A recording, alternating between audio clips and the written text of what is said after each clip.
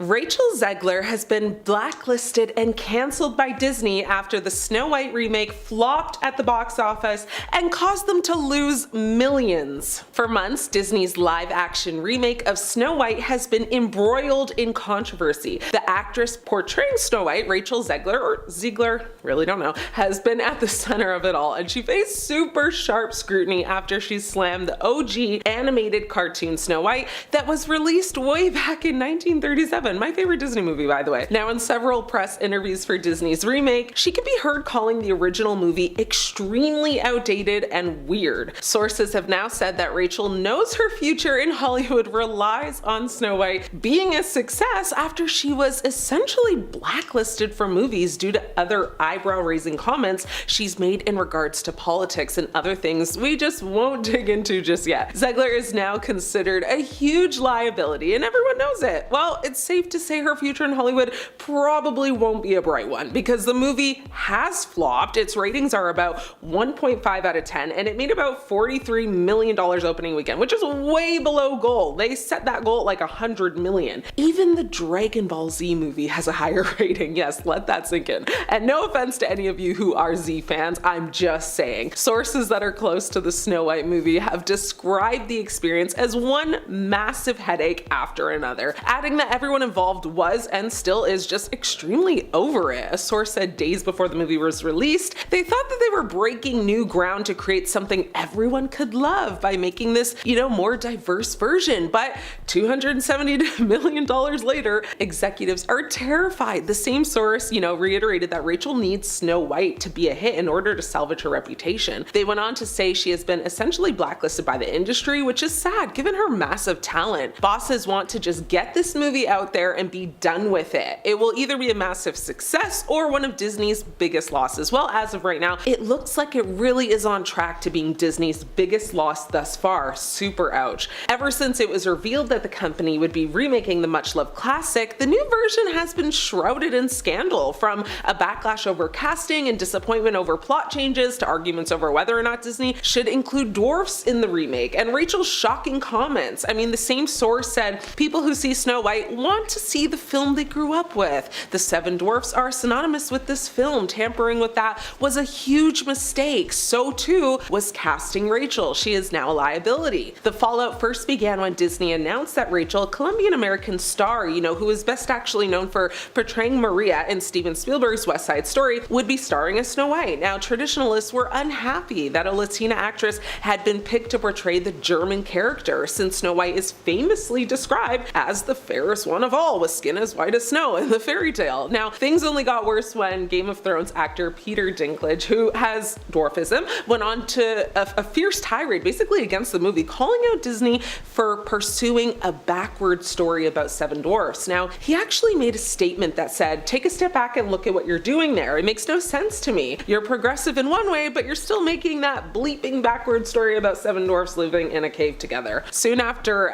Dinklage's, outburst, the network announced that instead of using dwarfs, Snow White's companions would just be magical creatures. But the decision only sparked more fury, especially from other actors who have dwarfism, who said Disney's removal of the characters only took away a chance for people in their community to star in the film. Geez, like a lose-lose situation at hand, no doubt. No one is ever happy, huh? People became more outraged when Rachel started teasing a slew of changes to the plot, explaining that the original was decades old, needed an update, and she said it would focus much less on Snow White and the prince's love story, but rather follow the princess's path to becoming a leader in her own right. But her admission left many of the fairy tales fans terrified that the new version would, veer too far from the story that they loved, while others accused Disney of making unnecessary changes in its attempt to be more woke. Now, the movie only became even more murkier after a series of interviews that showed Rachel slamming the original story went absolutely viral. Not only did she admit that she hated the animated flick because she was scared of it as a child, but she also branded the prince a stalker. It's even reported that Rachel refused to sing the beloved song "Someday My Prince Will Come," from the 1937 Disney classic. Instead, the tune has been replaced with feminist anthem "Waiting on a Wish." Now, one insider said she was simply out of control, and said Disney at that point just didn't know what to do with her, insistence on airing her progressive views. I mean, firing her could have been an option. No? Maybe? I don't know. Seems logical to me, but what do I know? I mean, things then got even more confusing when Disney, shared its first official look at Snow White last October, and it showed Rachel sitting in a cabin surrounded by 7 CGI dwarfs. Many were left confused by the dwarfs in the image, since the company had previously stated that it wouldn't be using dwarfs at all. Producers are said to have U-turned on their decision to include a diverse range of actors to play the dwarfs after receiving backlash from Peter Dinklage. Snow White star Rachel Zegler was also slammed as immature by Disney producer Mark Platt's son Jonah Platt in an explosive rant after the film flopped at the box office. Now, Jonah called out the actress in a now since deleted Instagram comment after a critic labeled his father as creepy as heck for flying to New York City to chat with Zegler about her political social media posts. Well, he was not happy or impressed. Jonah clapped back, basically saying, "Yeah, my dad, the producer of an enormous piece of Disney IP with hundreds of millions of dollars on the line, had to leave his family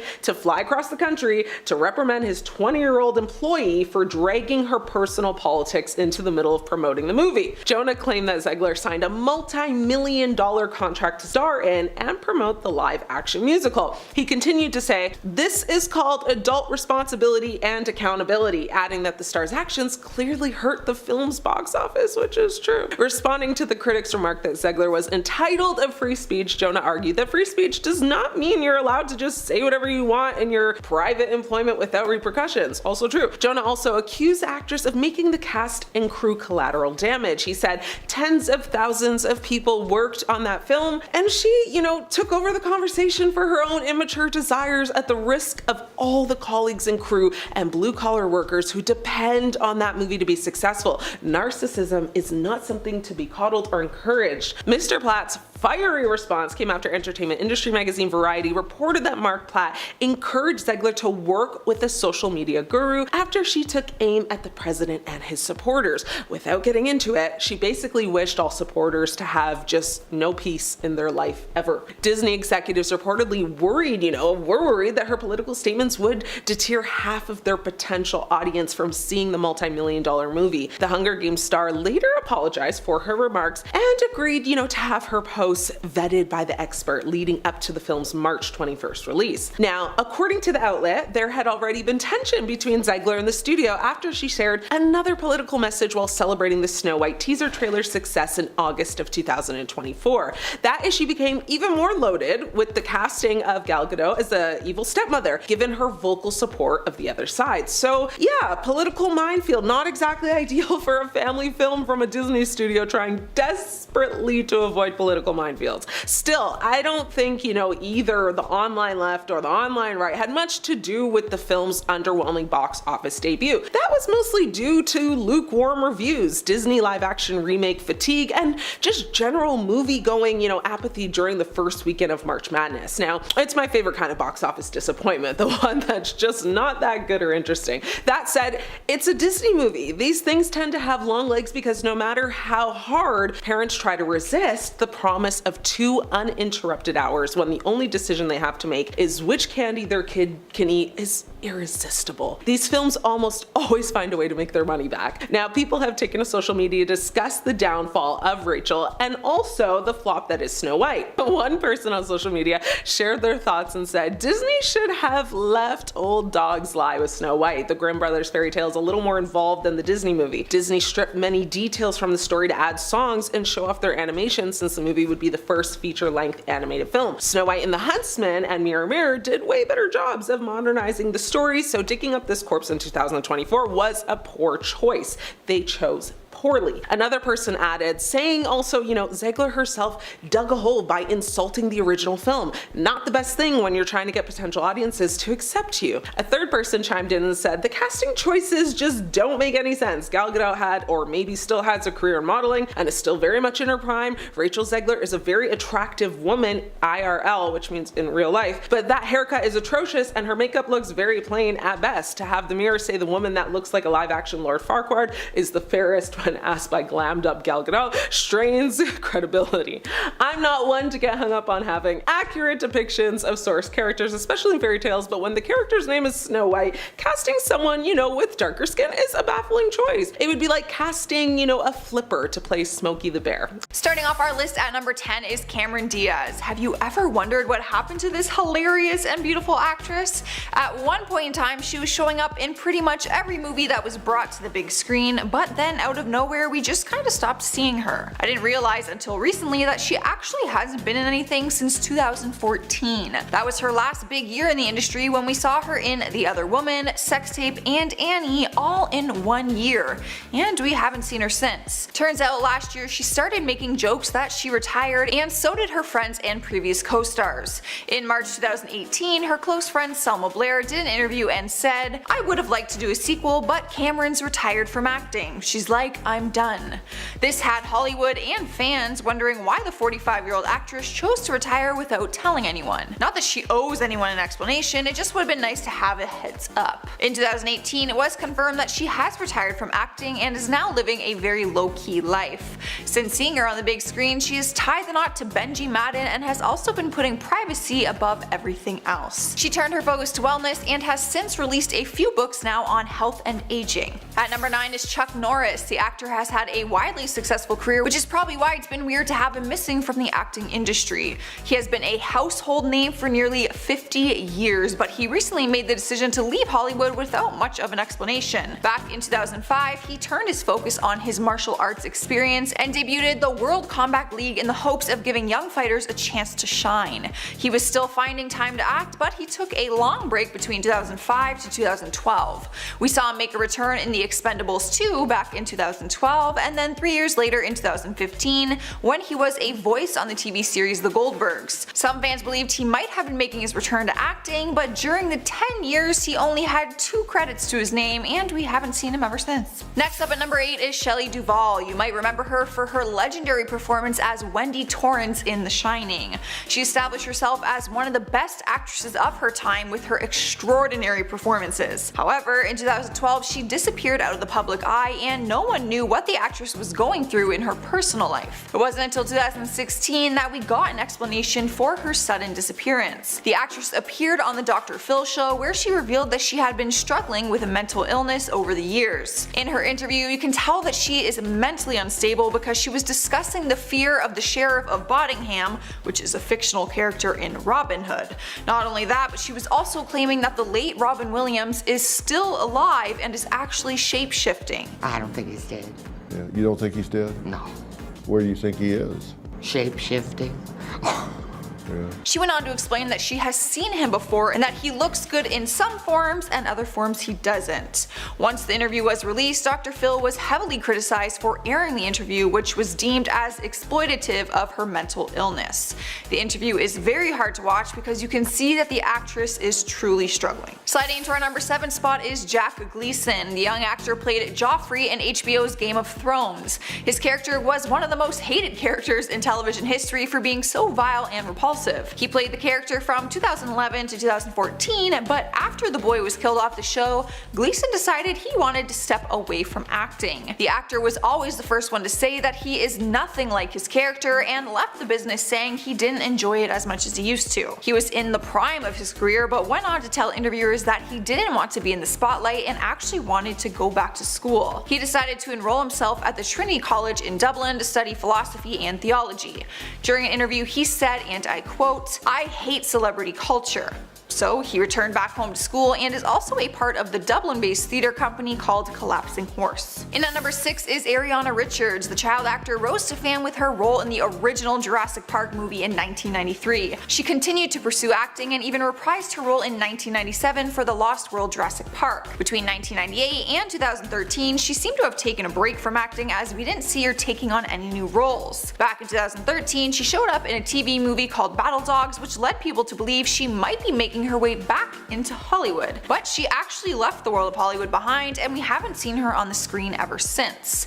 Turns out the actress is now a painter, and a very successful one at that. Her artwork is famously known because she does lifelike portraits where people can order them as special gifts. I'm not gonna lie, I think it is a little refreshing for a young woman to leave Hollywood and still pursue a different form of art and be successful at it. She's only 39 years old, so she still has plenty of time to make her way back into Hollywood if she really wanted to. Halfway through our list at number 5 is Jack Nicholson. The man is titled a legend when it comes to acting, which is probably why it's no surprise that he can do whatever he pleases to do. Stepping away from the limelight was one of his decisions that left people wondering why he just upped and left. Back when he was doing an interview with The Sun, the actor opened up and said, "I'm not going to work until the day I die. That's not why I started this. I mean, I'm not driven.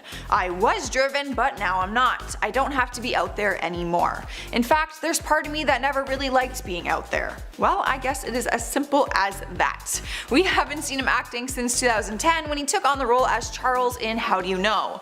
Last year in 2018, it was rumored that he would be coming out of retirement to star in the American remake of Tony Erdmann.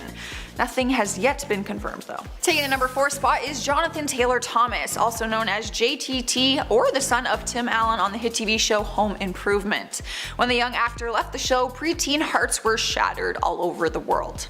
At just 16 years old, the actor decided he wanted to leave the popular television show in order to live a more normal life. Many people didn't understand his choice, but he says it was just something he had to do. When speaking on it back in 2013, he said, "I'd been going non-stop since I was 8 years old. I wanted to go to school, to travel, and have a bit of a break. An education is more surefire guarantee that you have possibilities open to you."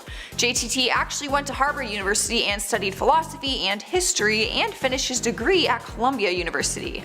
When he left Home Improvement, he didn't completely disappear from Hollywood. He could be found in a few movies, doing voiceover work, and made some guest appearances on TV shows. But he couldn't be found between the years 2006 to 2013 as he declined being part of the Home Improvement finale, which is why fans went crazy when he appeared on Tim Allen's show Last Man Standing in 2013 to 2015. But his appearance was short-lived and we haven't seen him back since. Alright guys, at number 3 is Lelaine, who you might know as Hilary Duff's BFF in the Disney series Lizzie McGuire. The show skyrocketed the whole cast into fame and it appeared like the world was at their fingertips.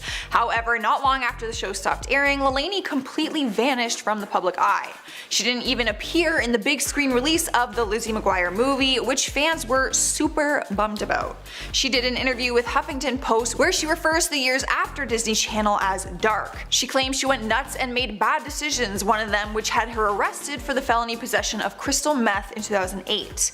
Things got even worse for the young starlet as she was a no-show for her court date appearance. That's when the judge issued a $50,000 bench warrant for her arrest. Last we heard about the case was that she enrolled in the Asian American Drug Abuse Program. Her IMDb shows that every few years she booked a somewhat of a smaller project, but her record remains with a serious felony charge that she can't undo. Here we are at number 2 with Rick Moranis. The actor was adored for his role as Wayne Zelinsky in Honey, I Shrunk the Kids. The actor's career was a massive success, appearing in things like The Flintstones, Brother Bear, and Gravedale High. In the 80s and early 90s, he was one of the hottest comedy actors around. Unfortunately, in 1997, his wife at the time passed away from a battle with breast cancer. The actor says he realized it was too difficult to make movies and raise his 2 children without his wife. He decided to walk away from the spotlight and focused on being a single dad. He didn't appear in anything from 1997 to 2001. He then continued to do some smaller voiceover work for the next 17 years. He was pretty much off of Hollywood's radar. In 2018, his voice was heard in an episode on the TV series The Goldbergs, but that is it.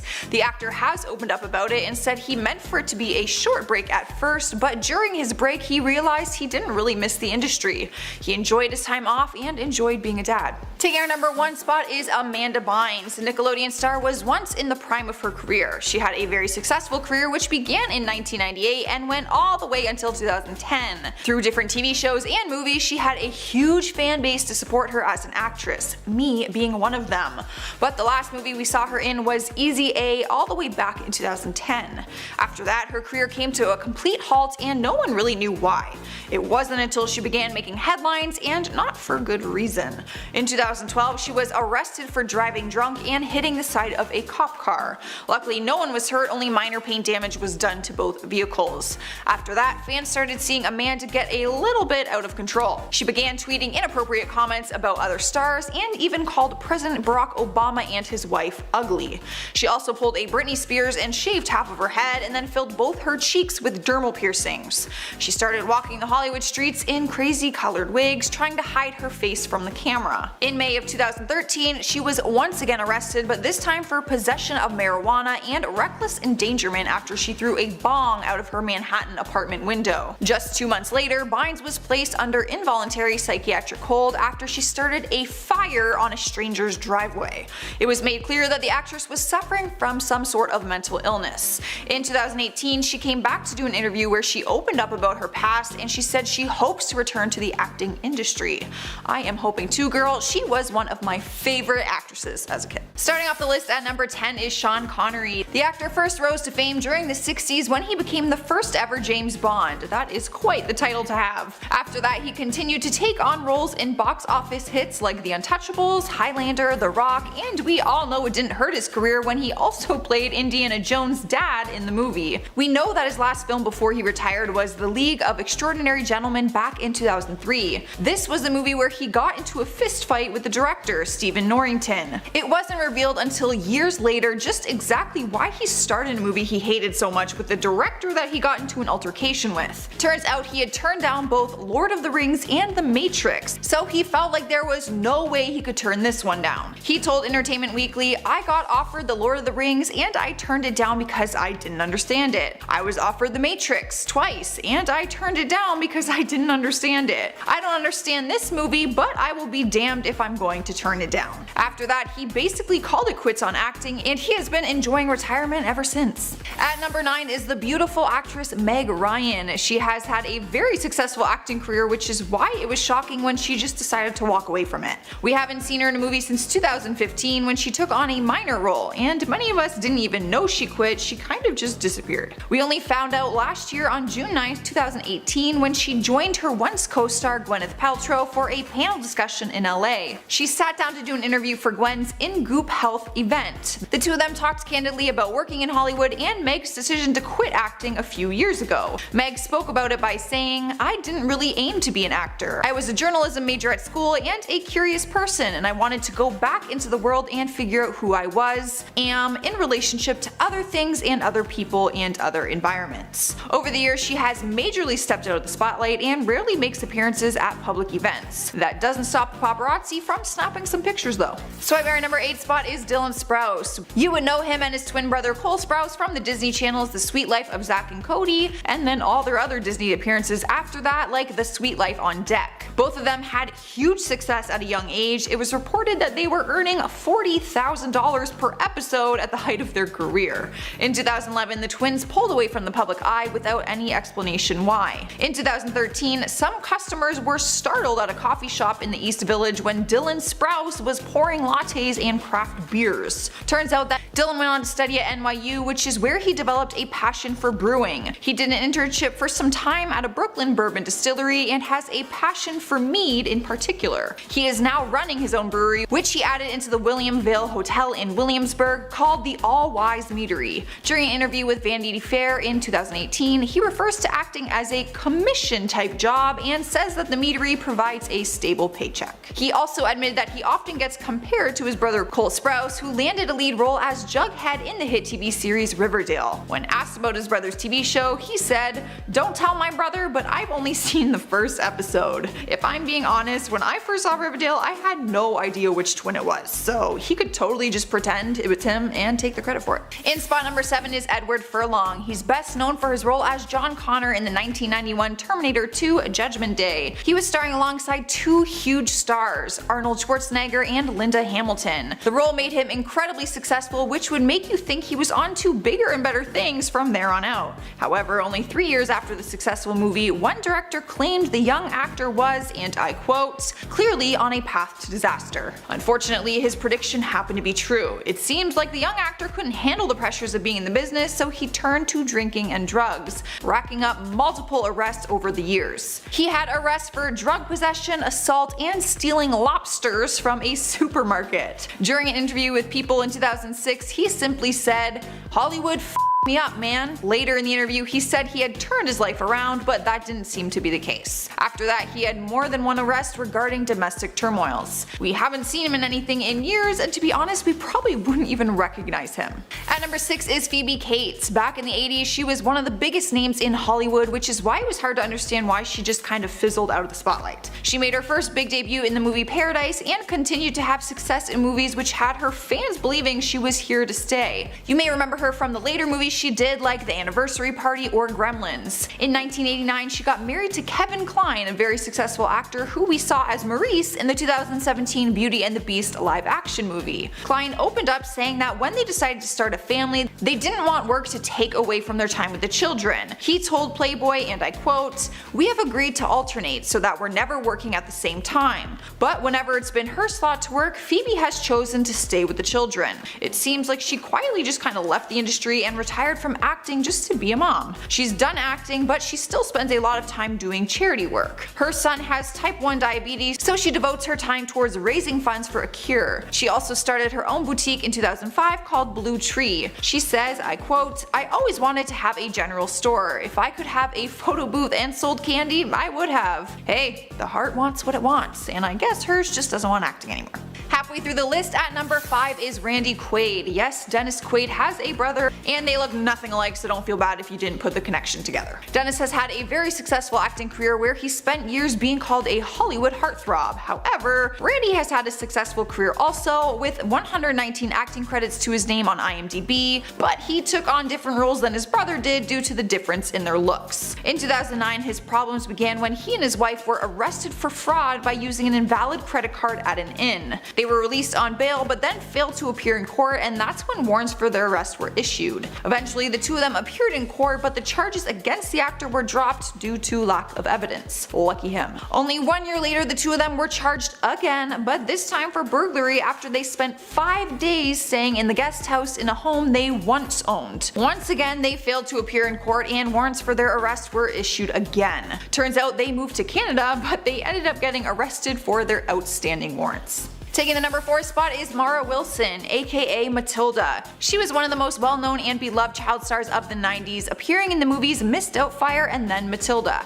But after she rose to fame, she disappeared from the spotlight in the blink of an eye. Years down the road, in 2016, she explains why she quit Hollywood in a memoir she wrote called Where Am I Now? True Stories of Girlhood and Accidental Fame. She explains that she didn't fit the look that Hollywood wanted as she got older. She said, "I wasn't getting any parts. I realized I don't fit their idea of what a Hollywood actress looks like. There's no room for me here. It's hard to come out of that sane and without some serious doubts about yourself." That's when she began to immerse herself in school, theater, and writing. After she graduated college, she admits in her book that she's never felt better. She writes, "Things have gotten a lot better since I left Hollywood. A great weight lifted." Now she lives in New York, where she's become a part of the comedy and writing scene. She happily lives in Queens with her 2 cats and says that yes, she still gets recognized as Matilda. But that is no surprise because she literally looks the exact same. Alright guys, at number 3 is Frankie Muniz, who you might know as Malcolm from the classic TV series Malcolm in the Middle. The show ran from 2000 to 2006 and is basically what put him on the map in the acting world. He also did other movies like Big Fat Liar, Agent Cody Banks, and Sharknado. Needless to say, he had a wildly successful career. His acting resume is stacked with a number of different credits, which is why I was so stunned when I found out that he walked away from Hollywood and is now running an olive oil shop. Yes, that is a thing. Turns out acting is no longer his main focus anymore, although you will see him popping up in some projects once in a while. After he left his full-time acting career, he and his fiancée Paige Price now own an olive oil shop called Outrageous Olive Oils and Vinegars in Old Town Scottsdale. If you go, you will actually spot him sitting behind the register. The now 32-year-old says, "We had been customers at the store before and we just knew we liked the product project and we wanted to do something together. Now it's become our lives. The former actor, who was once practically drowning in fame, money, and success, says that he's found a new passion: payroll. He said, "I love doing payroll. I love doing anything with the financials. I'm a numbers guy, so this has been like a dream come true for me." Amen. To each their own.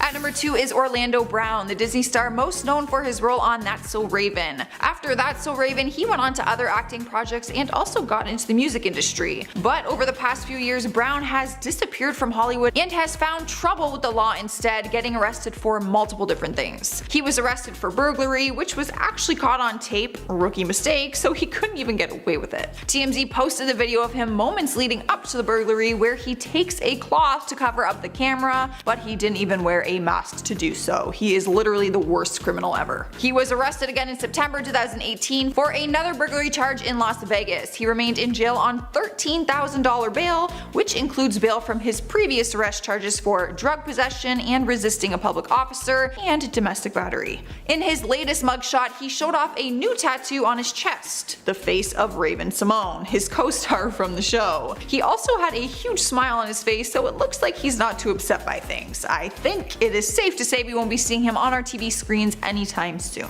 Taking our number 1 spot is Daniel Day-Lewis. People were shocked in 2017 when he basically just quit acting and retired from acting altogether. Some didn't believe that he would actually be done, but we haven't seen him in anything ever since, so I think it's time that we better start coping with this. It was announced publicly in June of 2017 saying, "Daniel Day-Lewis will no longer be working as an actor. He is immensely grateful to all of his collaborators and audiences over the many years. This is a private decision and neither he nor his representatives will make any further comment on the subject." The actor later did an interview with Variety where he opened up about his choice to retire, and he was told that people don't think he's really done with acting or Hollywood. His response to that was, "I didn't want to get sucked back into another project. All my life I have mouthed off about how I should stop acting, and I don't know why it was different this time, but the impulse to quit took root in me and that became a compulsion. It was something I had to do." It's hard to say what exactly he's up to these days because all we get is a few random pictures from the paparazzi of him just walking around. Alright guys, there is our part 2 list. Let me know what you're thinking and feeling down in the comments below, and hit that thumbs up button if you liked it. I'm going to end this video by responding to some of your comments. Shamili Tak Tak says, "Joss, you look so good in this video. You should wear that tracksuit every day, every day. You go girl, yeah." Well, that is a lot of hype for a tracksuit, but maybe I will wear it for one more day just for you, but probably not every day. John Bob says, "I'm so glad you pronounce button, not button. Since when did T's become silent?" There are a couple similar channel hosts that do, and I avoid the channel just because of this. It annoys me that much. Yeah, I've heard people pronounce it as button, however, I don't think the word button should annoy someone that much, but I'm glad I don't annoy you. Sophia Schulfer says, "I saw your video on I.O. and I have a question. Are you okay?" Yes, finally someone asked me if I am okay. Thank you, Sophia. Yes, I am okay. Franklin Francis says, "Love your videos and your sister channel tier list." Thank you. If you guys haven't checked out that channel, make sure you do. It is linked down below. On that note, I am getting out of here. I am your host, Joss, and I will see you next time. Today, one of our lists continues once again with a part 3. Jesus, take the wheel. You guys absolutely love the Innocent Hollywood Gossip, where I dish out all the details on where some actors have ended up. Normally, you can't get rid of a successful actor in Hollywood, but some of them just willingly walk away or just vanish without any explanation at all. Let's get started with our part 3 list of top 10 actors who disappeared from Hollywood.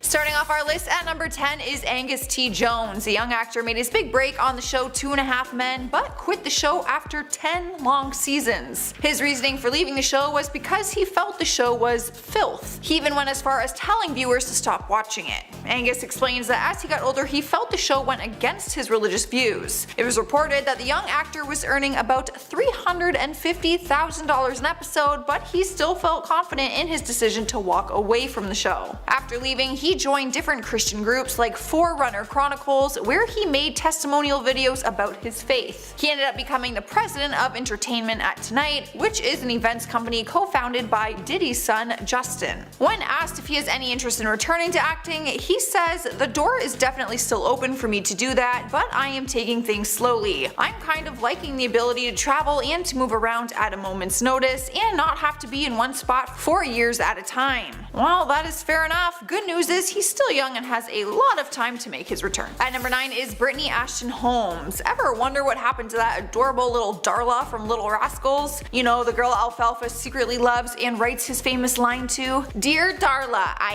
hate your stinking guts. You make me vomit." I mean, if I got a letter that started out like that, I might quit acting too. The young actress was only 5 years old when she got the part in the movie remake of the classic show. The whole cast was great, but she definitely stole the show. After the movie was released, she continued to act but only got a handful of gigs. She ended up retiring from acting very early on in her career after she finished the 1996 sci-fi movie Inhumanoid. She went off to school and is currently working on getting a degree in political science and is now 30 years old. Before MySpace was deleted, she wrote, "I was an actress when I was little and did this movie called Little Rascals. It's like really embarrassing to watch and I don't want to act anymore." She is still living in LA though, so maybe one day we will see her on our screen once again. Swiping the number 8 spot is Peter Ostrom, also known as Charlie Bucket in the original 1971 Willy Wonka and the Chocolate Factory. The child actor was just 12 years old when he was selected to play the role. After the movie, he went on to say that he really enjoyed working on the film, but that he decided not to sign a 3-film contract when the movie was over. When he returned home from filming the movie, he says he grew an interest in horses and was interested in becoming a veterinarian one day. He no longer had an interest in being part of the Hollywood world. He ended up going to Cornell University College of Veterinary Medicine in 1984 to receive his certificate. His earnings from the movie are actually what funded his purchase of his very first horse. During an interview with Express, he said, "Looking back, my paycheck was paltry, but it was during filming that I became interested in medicine. So I bought my first horse with my earnings, and that started my current career path as a vet." Later on in 2005, he moved to New York with his wife and 2 children, and as of 2018, he works out of the Countryside Veterinarian Clinic, where he mainly works with horses and cows. As for acting, he says that he wanted to live a normal life and had declined reporters and interviews for a long period of time. He did admit that sometimes he misses acting, but says his life as a vet has also been his dream for many years. Taking the number 7 spot is Karen Parsons. She's famous for playing Hilary Banks on Fresh Prince of Bel-Air. Outside of the show, she had other acting success, but we haven't seen her on the big screen since 2002. Her last movie was 13 Moons, and her last TV series was The Job. She up and left her acting career after that and has been dedicating herself to changing the lives of other people. In 2013, she founded a non-profit organization that teaches kids all about figures in Black history.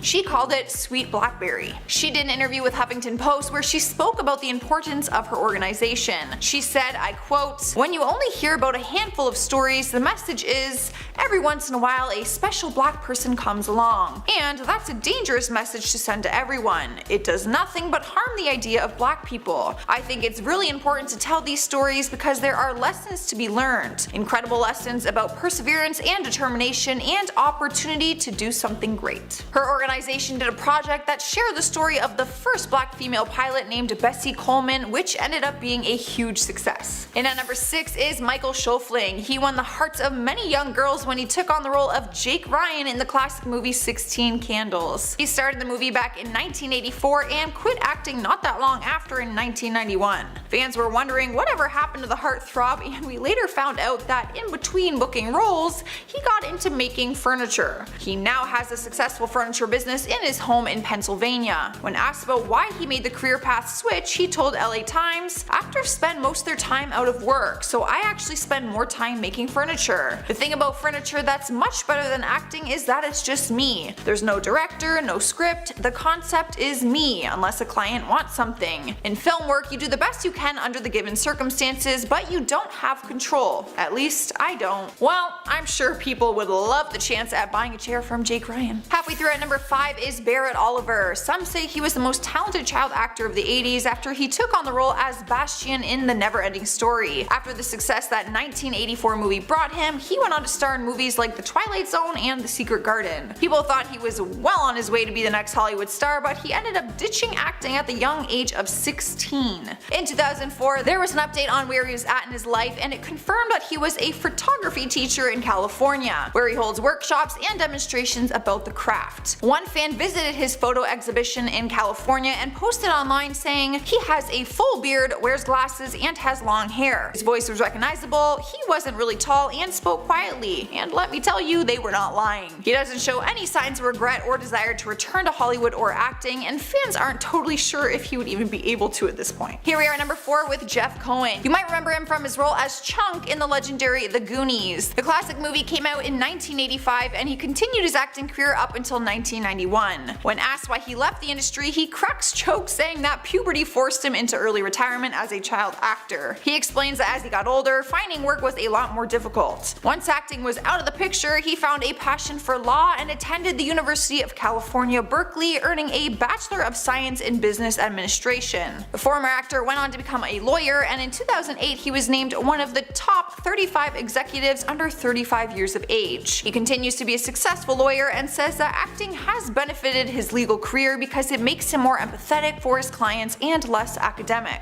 He has also done work for the Huffington Post and BNBC from time to time about business and legal subjects, so I guess he's still in Hollywood in some sense. Alright guys, at number 3 is Gene Hackman. The actor blessed our screens for years, but we haven't seen him since 2004 when he starred in Welcome to Mooseport. It's been said that he never officially retired, but we kind of just figured it out on our own, seeing as he hasn't worked on anything in years. Not to mention he is 89 years old now. Ever since he left the acting industry, he's taken his talent and skill to print instead. He began working with archaeologist Daniel Menahan to write 3 historical fiction novels. That's right, our man Hackman is known to be an author now. On top of his fiction novels, he also wrote 2 solo ones. In 2011, he wrote Payback at Morning Peak, and in 2013, he wrote a book called Pursuit. While fans are still missing him on the screen, I'm sure, they must be glad he's still putting his wit and talent into something. In at number 2 is Jake Lloyd. The once child star took on the role of the young Anakin Skywalker in the highly anticipated Star Wars Episode 1, The Phantom Menace. What would seem like the opportunity of a lifetime was quickly taken from him when the movie didn't live up to its expectations. It was said that his performance got lumped into the overall fan disappointment of the movie. Before that though, he did book some other roles on TV series like ER and The Pretender. But it seems like after Star Wars he left his acting career behind. Between the years 1999 to 2002, he has smaller credits, but mostly for being the voice on Star Wars video games. Since then, the actor has made headlines, but for all the wrong reasons. We have learned that he suffers from schizophrenia and also had a few run-ins with the law. Taking our number 1 spot is Danny Lloyd. For decades, horror fans have been asking author Stephen King, what happened to that kid from The Shining? Well, I am here to give you the very unscary truth. He became a pig farmer and a science teacher. The actor at the time was only 5 years old, and now he is in his 40s, married, and a father of 6. In 2013, he did his first episode since he was a kid with Daily News, where he opened up about his normal life, saying that people don't recognize him when he goes out in public. He explained that he did continue acting but ended up giving up when he was a teenager. He said, I quote, "We kept trying for several years until I was in high school, and I stopped at about 14 with almost no success." Danny says he enjoyed being in the movie but went on to work at a local Walmart and drove a tractor on a hog farm. Now he teaches biology at a community college outside of Louisville. He watched The Shining for the first time when he was 16 years old with a group of friends and says that he was not scared. Just a few weeks ago, the sequel to the movie dropped its official trailer for Dr. Sleep, and fans were a bit butthurt that Danny won't be returning to reprise his role. Alright guys, there is our part 3 list. Share your thoughts down in the comments below and give the video a thumbs up if you enjoyed it. For now, let's check out some comments from my last video. David Esterly says, I was almost in tears after seeing and hearing that Infinity War scene with Tom Holland again. Yeah, I think that scene will forever make us cry. Thomas Engelman says, hi, I came here 4 seconds after this video dropped. Wow, that is record-breaking timing. Bill Stafford says, would I get my chest hair waxed for a movie scene? Not no, not hell no, but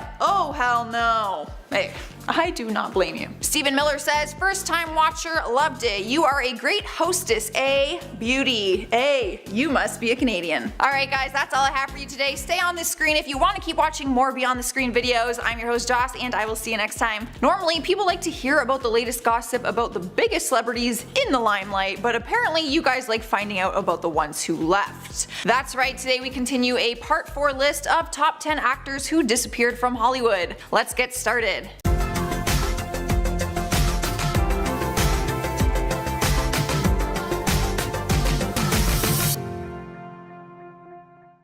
Starting off our list at number 10 is Eric Von Detten. He's known for a lot of his work like Recess, The Princess Diaries, Toy Story 3, 8 Simple Rules, Days of Our Lives, and much more. He's pretty much had a jam-packed acting career which began in 1991 and sadly came to an end in 2010. It's hard to believe anyone would want to walk away from a resume like that, but he did. He walked away from the limelight and went on to live a pretty regular lifestyle. He is currently 36 years old and is working a full-time job in sales. He recently got married in 2018 and says that he still acts from time to time, but only in his local community center just for fun.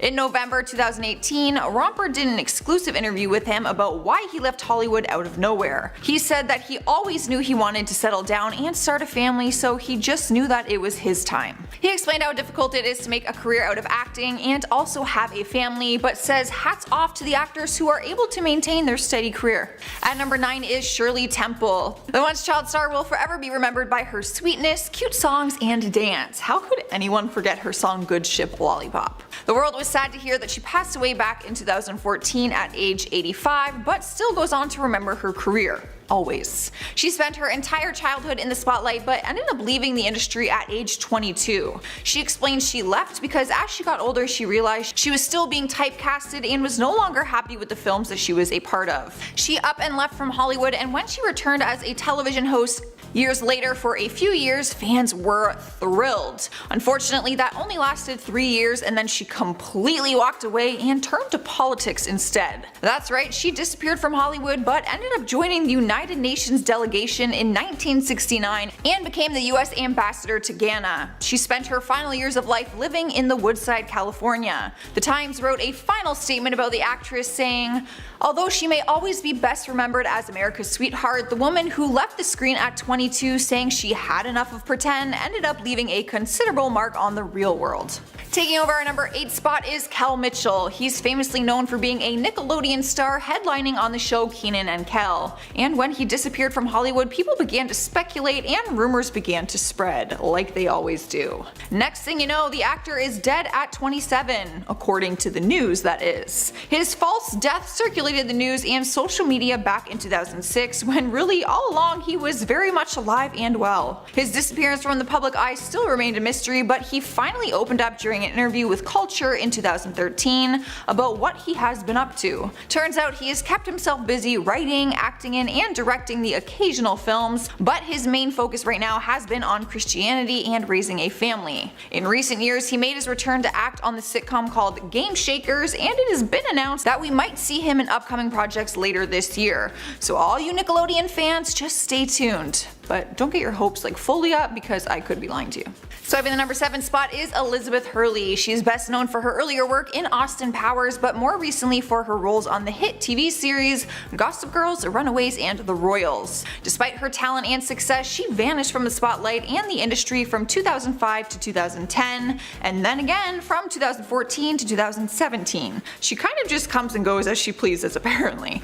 People have always wondered why exactly she up and left in the first place, and apparently it was because she wanted a different life at the time. In 2005, she told the New York Post that she was no longer going to act in movies because she wanted to focus on raising her son. She stuck to her word because she didn't appear in anything until 2010. She said, I quote, "Looking after my son became my #1 task, and it was a joy to have someone else to focus on. I was 36 and had been worrying about myself for quite long enough. I stopped doing movies and TV for the first 8 years of his life, and I don't regret it for a moment." Now she is 54 years old and owns her own bikini line called Elizabeth Hurley Beach. In spot number 6 is John Hughes, the actor famously known for his role in 16 Candles, Pretty in Pink, Ferris Bueller's Day Off, and The Breakfast Club. Not only was he an actor, but he was also a director and even wrote some of Hollywood's classics like Home Alone, Flubber, and Beethoven. Needless to say, he had quite the successful career. His acting career only lasted 5 years though, and in 1991 he quit everything and moved to Chicago in 1995. From then on, he was gone from the Hollywood limelight but continued to write and work on screenplays. He enjoyed living a more private lifestyle while being able to still work on his passion, which is writing. Sadly, back in 2009 on August 6th, he was walking near his hotel in Manhattan and suffered from a heart attack. Not long after, he was pronounced dead at just 59 years old. But no one could ever forget him since he is still a part of some of our favorite cult classics. Halfway through the list at number 5 is Lark Voorhees. The young actress stole our hearts when she played Lisa on the hit series Saved by the Bell. Once the series was over, she went on to reprise her role in the series Saved by the Bell: The College, and then the TV movie Saved by the Bell: Wedding in Las Vegas. But after that, she just seemed to disappear out of the spotlight, only booking smaller roles, mainly indie films or TV movies. The last time anyone saw her at all on the screen was in 2012 when she starred in Closer to God: Jessica's Journey. She showed up years later with a ton of plastic surgery done to her face and admitted to having bipolar disorder. Currently, she is living with her mom in California, where her mom says there are things that have traumatized her and she is just working on getting better. She has turned to writing in the meantime and has released books that are all self-published. On top of that, people began to question why her face had unusual discoloration, so she publicly stated that she also had been diagnosed with lupus. She even went as far as filing a lawsuit against the National Enquirer, who published a story about her face discoloration, stating that she had a drug problem. She hopes that she can be an advocate and an influence on those who suffer from similar illnesses. Coming in at number 4 is Carrie Henn. The actress was only 9 years old when a casting call went up in her hometown for the space horror movies Aliens in 1986. Even though she had never acted before, she somehow caught the eye of the director and she booked the role of Newt after their very first meeting. Her brother Chris was also cast in a smaller role, but his performance wasn't shown until the director's cut was released in 1992. She was basically living the dream being involved in a movie like that, but neither she nor her brother ever took on another role after that. Literally, her entire acting career began and ended all with one movie. People always wondered what happened to the little girl, and she has since opened up about why she got a little taste of Hollywood but quickly left.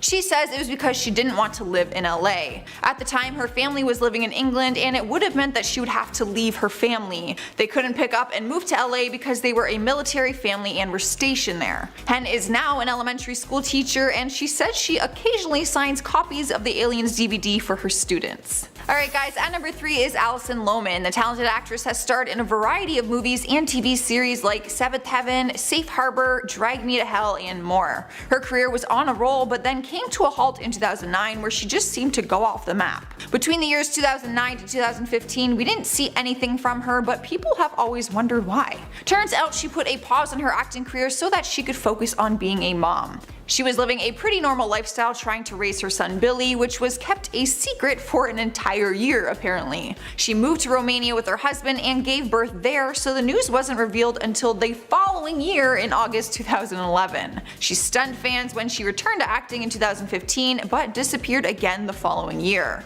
We haven't seen her in anything since, but according to her Twitter, she is now an acting coach.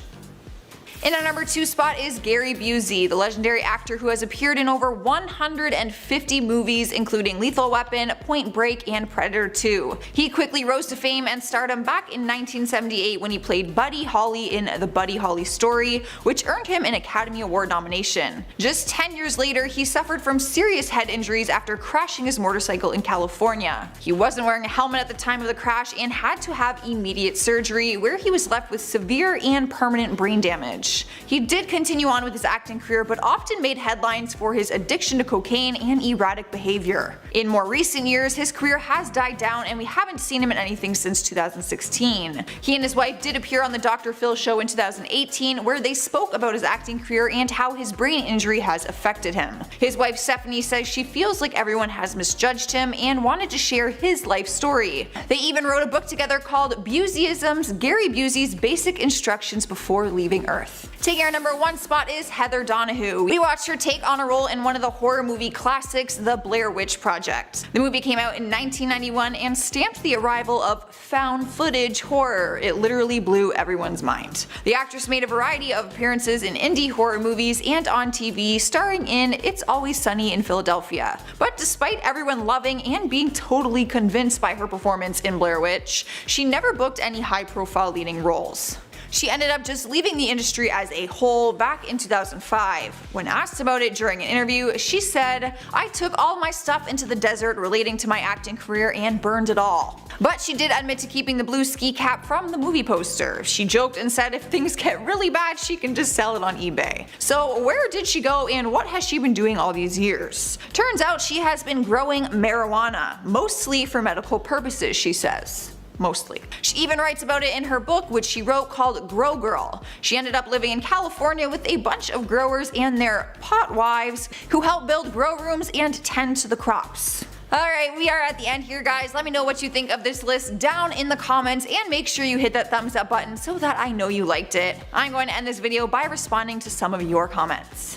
Willie Oberman says, "You wear an unusual outfit. Is that the new look in Hollywood these days?" I'm not sure. You're gonna have to ask someone who is in Hollywood. David Hall says, "You are too hard on yourself. You have a nice voice. Could listen to you always." Honestly, I just hate listening to my voice. It's like nails on a chalkboard. Jimson Brown says, "Her voice is hard to take." Well, there you have it, folks. Thanks, Jim. Charlie Don't Surf 70 says, "She was one of your favorite actresses as a kid. You still look like a kid." Well, I am flattered that you think I look young, but I am going to be 27 soon, so I don't think I qualify as a kid anymore. Alright guys, that's all I have for you today. Hit that notification bell so that you don't miss another video. I've been your host, Joss, and I will see you later.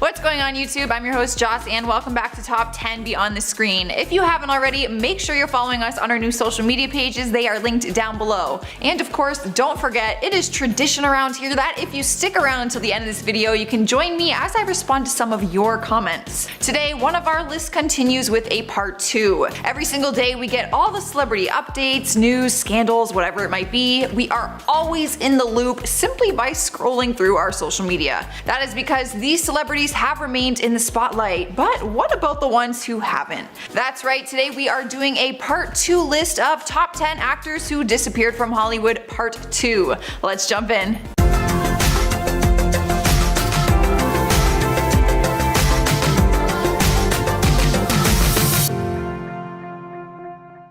Starting off the list at number 10 is Sean Connery. The actor first rose to fame during the 60s when he became the first ever James Bond. That is quite the title to have. After that, he continued to take on roles in box office hits like The Untouchables, Highlander, The Rock, and we all know it didn't hurt his career when he also played Indiana Jones' dad in the movie. We know that his last film before he retired was The League of Extraordinary Gentlemen back in 2003. This was the movie where he got into a fist fight with the director, Stephen Norrington. It wasn't revealed until years later just exactly why he started a movie he hated so much with the director that he got into an altercation with. Turns out he had turned down both Lord of the Rings and The Matrix, so he felt like there was no way he could turn this one down. He told Entertainment Weekly, "I got offered The Lord of the Rings and I turned it down because I didn't understand it. I was offered The Matrix twice and I turned it down because I didn't understand it. I don't understand this movie, but I will be damned if I'm going to turn it down." After that, he basically called it quits on acting and he has been enjoying retirement ever since.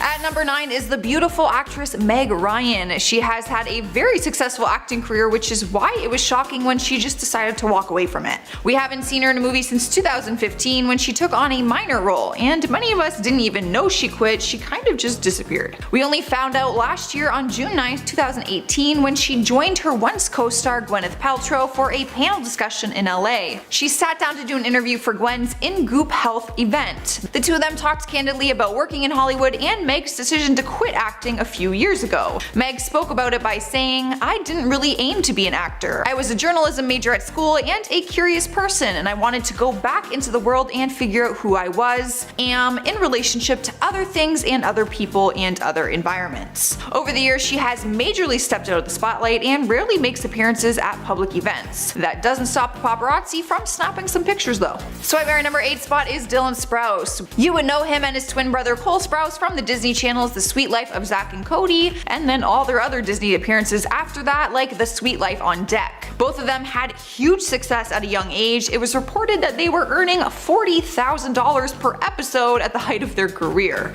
In 2011, the twins pulled away from the public eye without any explanation why. In 2013, some customers were startled at a coffee shop in the East Village when Dylan Sprouse was pouring lattes and craft beers. Turns out that Dylan went on to study at NYU, which is where he developed a passion for brewing. He did an internship for some time at a Brooklyn bourbon distillery and has a passion for mead in particular. He is now running his own brewery, which he added into the William Vale Hotel in Williamsburg, called the All Wise Meadery. During an interview with Vanity Fair in 2018, he refers to acting as a commission type job and says that the meadery provides a stable paycheck. He also admitted that he often gets compared to his brother Cole Sprouse, who landed a lead role as Jughead in the hit TV series Riverdale. When asked about his brother's TV show, he said, "Don't tell my brother, but I've only seen the first episode. If I'm being honest, when I first saw Riverdale, I had no idea which twin it was, so he could totally just pretend it was him and take the credit for it." In spot number 7 is Edward Furlong. He's best known for his role as John Connor in the 1991 Terminator 2 Judgment Day. He was starring alongside two huge stars, Arnold Schwarzenegger and Linda Hamilton. The role made him incredibly successful, which would make you think he was on to bigger and better things from there on out. However, only 3 years after the successful movie, one director claimed the young actor was, and I quote, "clearly on a path to disaster." Unfortunately, his prediction happened to be true. It seems like the young actor couldn't handle the pressures of being in the business, so he turned to drinking and drugs, racking up multiple arrests over the years. He had arrests for possession, and stealing lobsters from a supermarket. During an interview with People in 2006, he simply said, "Hollywood me up, man." Later in the interview, he said he had turned his life around, but that didn't seem to be the case. After that, he had more than one arrest regarding domestic turmoils. We haven't seen him in anything in years, and to be honest, we probably wouldn't even recognize him. At number 6 is Phoebe Cates. Back in the 80s, she was one of the biggest names in Hollywood, which is why it was hard to understand why she just kind of fizzled out of the spotlight. She made her first big debut in the movie Paradise and continued to have success in movies which had her fans believing she was here to stay. You may remember her from the later movies she did, like The Anniversary Party or Gremlins. In 1989, she got married to Kevin Kline, a very successful actor who we saw as Maurice in the 2017 Beauty and the Beast live action movie. Kline opened up saying that when they decided to start a family, they didn't want work to take away from their time with the children. He told Playboy, and I quote, "We have agreed to alternate so that we're never working at the same time. But whenever it's been her slot to work, Phoebe has chosen to stay with the children. It seems like she quietly just kind of left the industry and retired from acting just to be a mom. She's done acting, but she still spends a lot of time doing charity work. Her son has type 1 diabetes, so she devotes her time towards raising funds for a cure. She also started her own boutique in 2005 called Blue Tree. She says, I quote, "I always wanted to have a general store. If I could have a photo booth and sold candy, I would have. Hey, the heart wants what it wants, and I guess hers just doesn't want acting anymore." Halfway through the list at number 5 is Randy Quaid. Yes, Dennis Quaid has a brother, and they look nothing alike, so don't feel bad if you didn't put the connection together. Dennis has had a very successful acting career where he spent years being called a Hollywood heartthrob. However, Randy has had a successful career also, with 119 acting credits to his name on IMDb, but he took on different roles than his brother did due to the difference in their looks. In 2009, his problems began when he and his wife were arrested for fraud by using an invalid credit card at an inn. They were released on bail but then failed to appear in court, and that's when warrants for their arrest were issued. Eventually, the two of them appeared in court, but the charges against the actor were dropped due to lack of evidence. Lucky him. Only 1 year later, the two of them were charged again, but this time for burglary after they spent 5 days staying in the guest house in a home they once owned. Once again, they failed to appear in court and warrants for their arrest were issued again. Turns out they moved to Canada, but they ended up getting arrested for their outstanding warrants. Taking the number 4 spot is Mara Wilson, aka Matilda. She was one of the most well-known and beloved child stars of the 90s, appearing in the movies Miss Doubtfire and then Matilda. But after she rose to fame, she disappeared from the spotlight in the blink of an eye. Years down the road, in 2016, she explains why she quit Hollywood in a memoir she wrote called Where Am I Now? True Stories of Girlhood and Accidental Fame. She explains that she didn't fit the look that Hollywood wanted as she got older. She said, "I wasn't getting any parts. I realized I don't fit their idea of what a Hollywood actress looks like. There's no room for me here. It's hard to come out of that sane and without some serious doubts about yourself." That's when she began to immerse herself in school, theater, and writing. After she graduated college, she admits in her book that she's never felt better. She writes, "Things have gotten a lot better since I left Hollywood. A great weight lifted." Now she lives in New York, where she's become a part of the comedy and writing scene. She happily lives in Queens with her 2 cats and says that yes, she still gets recognized as Matilda. But that is no surprise because she literally looks the exact same. Alright guys, at number 3 is Frankie Muniz, who you might know as Malcolm from the classic TV series Malcolm in the Middle. The show ran from 2000 to 2006 and is basically what put him on the map in the acting world. He also did other movies like Big Fat Liar, Agent Cody Banks, and Sharknado. Needless to say, he had a wildly successful career. His acting resume is stacked with a number of different credits, which is why I was so stunned when I found out that he walked away from Hollywood and is now running an olive oil shop. Yes, that is a thing.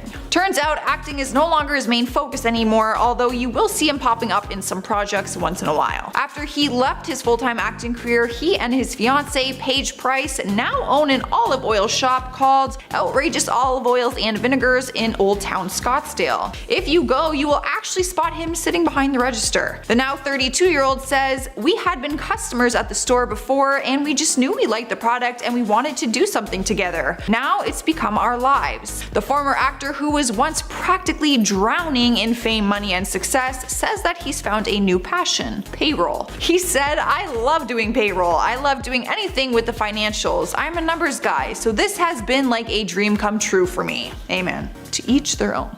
At number 2 is Orlando Brown, the Disney star most known for his role on That's So Raven. After That's So Raven, he went on to other acting projects and also got into the music industry. But over the past few years, Brown has disappeared from Hollywood and has found trouble with the law instead, getting arrested for multiple different things. He was arrested for burglary, which was actually caught on tape, rookie mistake, so he couldn't even get away with it. TMZ posted a video of him moments leading up to the burglary where he takes a cloth to cover up the camera, but he didn't even wear a mask to do so. He is literally the worst criminal ever. He was arrested again in September 2018 for another burglary charge in Las Vegas. He remained in jail on $13,000 bail, which includes bail from his previous arrest charges for possession and resisting a public officer, and domestic battery. In his latest mugshot, he showed off a new tattoo on his chest, the face of Raven-Symoné, his co-star from the show. He also had a huge smile on his face, so it looks like he's not too upset by things. I think it is safe to say we won't be seeing him on our TV screens anytime soon. Taking our number 1 spot is Daniel Day-Lewis. People were shocked in 2017 when he basically just quit acting and retired from acting altogether. Some didn't believe that he would actually be done, but we haven't seen him in anything ever since, so I think it's time that we better start coping with this. It was announced publicly in June of 2017 saying, "Daniel Day-Lewis will no longer be working as an actor. He is immensely grateful to all of his collaborators and audiences over the many years. This is a private decision and neither he nor his representatives will make any further comment on the subject." The actor later did an interview with Variety where he opened up about his choice to retire, and he was told that people don't think he's really done with acting or Hollywood. His response to that was, "I didn't want to get sucked back into another project. All my life I have mouthed off about how I should stop acting, and I don't know why it was different this time, but the impulse to quit took root in me and that became a compulsion. It was something I had to do." It's hard to say what exactly he's up to these days because all we get is a few random pictures from the paparazzi of him just walking around. Moving along to the next spot, at number 9 is Terrence Howard. The American actor has starred in numerous films and TV shows, but you'll probably recognize him most ghost from the movie Iron Man or the TV series Empire. Once Terrence finished his role in the 5-year running show Empire, he vowed that he would never act again. He said that quitting acting meant that he didn't need to pretend anymore, and even though his future plans were unknown, he knew he wanted to focus on bringing truth to the world. Terrence would later go on more in depth of the truth of his retirement, where he says that he spent 37 years in the industry pretending to be people that he isn't. He began making discoveries of his personal life and goals, and he believes that he would rather be teaching the truth rather than fictional. A little vague of an explanation, but whatever makes him happy. I'm still not understanding the truth part. Like, let us know the truth rather than saying I want to speak the truth, you know? Moving on to number 8 is Rick Moranis. The Canadian actor may not ring a bell until you hear that he was the main character in the childhood classic Honey, I Shrunk the Kids. Legendary movie. I love that movie. That was so fun. His acting career was filled mostly by 80s comedy movies, as he starred in Ghostbusters, The Flintstones, and Parenthood. Having a successful career in the industry and well-known movies under his name, he would suddenly just disappear from the acting scene, and no one really knew why at the time. The sudden retirement was sadly due to the death of his wife, who passed away from cancer. Because of this, Rick would completely shift his time to dedicate himself to raising his 2 children, and he became a stay-at-home dad. The hiatus was only supposed to be a break, but eventually the break led to him not working on any movies ever since then. The former actor confesses that he does miss the people and nature of the film industry, as parenting is just a very different lifestyle, but he made it clear that he has no regrets about his career decisions. Moving on to the next celebrity on this list, at number 7 we have Karen Parsons. The retired actress is most known for her beloved character on the culture-defining show Fresh Prince of Bel-Air. After the show ended in 1996, it would have been likely that fans would follow Karen to her other acting endeavors, but she seemingly wasn't able to find success in any other roles. After constant devastation and little to show for it, she grew very frustrated and eventually would lose her passion for acting, making her just move on to other things. She started working for a non-profit foundation called The Sweet Blackberry, which is a charity that is determined to teach children about Black history heroes through films. In 2019, she also released a children's novel called How High the Moon, and then in 2020, another book called Flying Free. Moving on to the next spot at number 6 is Peter Ostrom. You might not know Peter just by his name, but you'll definitely know him from his iconic role in the 1971 Willy Wonka and the Chocolate Factory, as he played the main character, Charlie. After filming finished, the child star would be offered a 3-movie part deal, but Peter did not sign the contract. Peter's role in Willy Wonka would be his first and his last, as he would decide to quit his acting career right before it took off at the age of 12. The quick decision would be made simply because he just fell in love with a different profession, I guess, or passion at the time, since he was 12. The former child star enjoyed watching veterinarians at work on the animals that his family had, and because of this experience, it single-handedly changed his future as he became a veterinarian himself. Giving up the spotlight to become a veterinarian may seem like an odd decision, but acting was just not his passion, he says, and he found that career passion with being a veterinarian. Damn, he really chose horses over Willy Wonka movies. Taking the halfway spot at number 5 is Angus T. Jones. You may not recognize the name because, I wouldn't, but you definitely know him as the kid from the sitcom 2.5 Men. He played in the show from 2003 all the way to 2013, and it seemed like we watched him basically grow up, as he started the show at just 9 years old, and when he left the show he was 19. At one point in 2010, he was the highest paid child star in television, so it may come as a shock to you when he left just a few years later. The real reason that the young star left the show in Hollywood in general was because he became very dedicated to his faith and actually started slamming the TV show for how vulgar it was. He was in a moral conflict by being on the show because he just didn't feel that it followed his religion. So he eventually called it quits because of his religious beliefs and became a more normal young adult by attending college. The former actor would go on to study environmental studies, but would later transfer his major to Jewish studies. Now, the former child star is living in LA and is working as president of an event entertainment company. Taking the countdown by storm Storm at number 4 is held by the child star Mara Wilson. You probably know her for her role in Matilda or Miss Doubtfire, but have you ever wondered where the promising young actress went? I always wondered,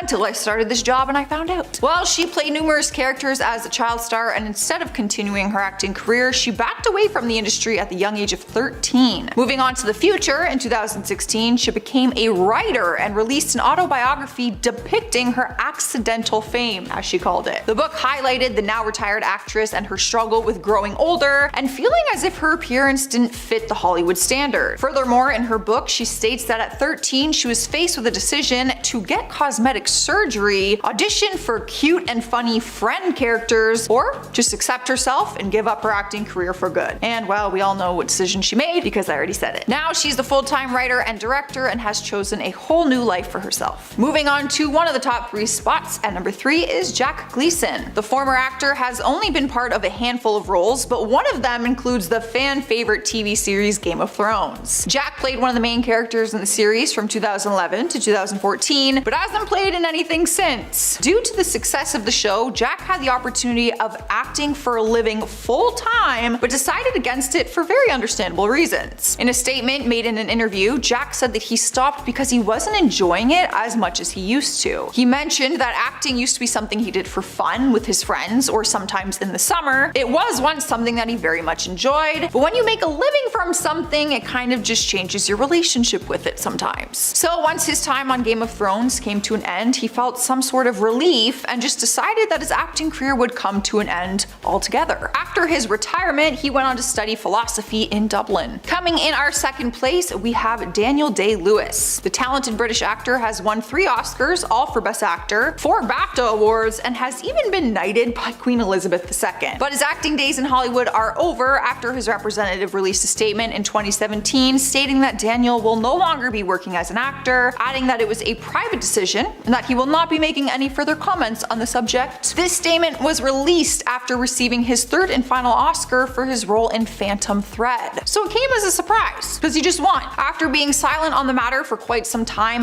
Daniel would later confess in an interview that quitting acting was something he had to do. This was due to overwhelming amount of sadness he faced while working on the film Phantom Thread. He even acknowledged that before making the film, he had no intention of quitting, so it's basically the movie's fault. Daniel also mentioned that he still can't quite figure out exactly what triggered him to quit for good after that movie, but said that he just needed to start to believe in the responsibility and values of what it means to be an actor. Now, being retired for a few years, he feels a different type of sadness, but in a good nostalgic way, he says, when looking back at his acting days. He could come back at any moment, really, right?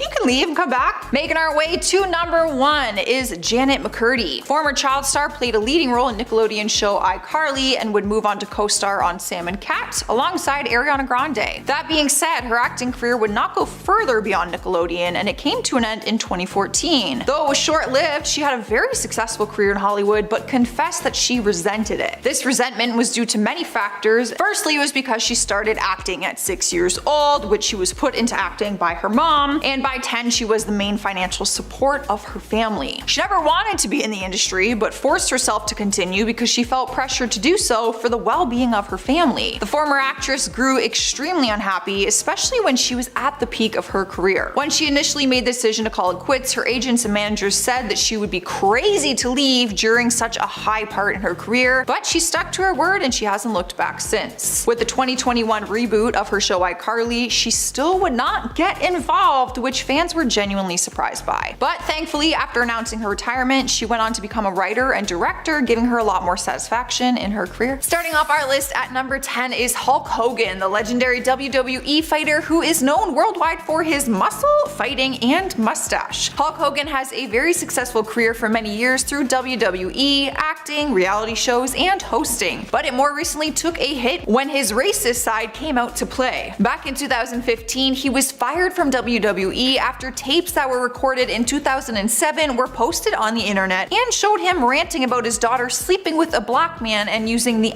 N-word to state his point of view. Oh, and to top it all off, the clips of him on his rant actually came from a leaked sex tape. He took heat for his remarks for years, but was forgiven by WWE on July 15, 2018, when they reinstated him back into the wrestling entertainment industry. They state they will continue to monitor his behavior and hope they won't have to ban him again. Although WWE was forgiving, many people in and outside of Hollywood didn't agree with their decision, especially other African American wrestlers. Just 2 days ago, Hogan spoke on the Booker T's Hall of Fame podcast about everything that happened. He said that he's still concerned that people are going to continue to hold this incident against him and states that it is still affecting his career. He recently opened up for WrestleMania 35 and has seen some forgiveness in the WWE universe, but that is just one part of the industry. The other parts aren't so forgiving. Coming in at number 8, we have CeeLo Green, the singer that came out with that really fun hit Forget You and also appeared on The Voice and had a show called The Good Life. His career took his first big hit back in 2012 when he was accused of sexual battery and furnishing a controlled substance. Fans went berserk when they first heard the story, but luckily he wasn't charged for the battery because there was a lack of evidence. However, he was charged with 3-year probation for the use of.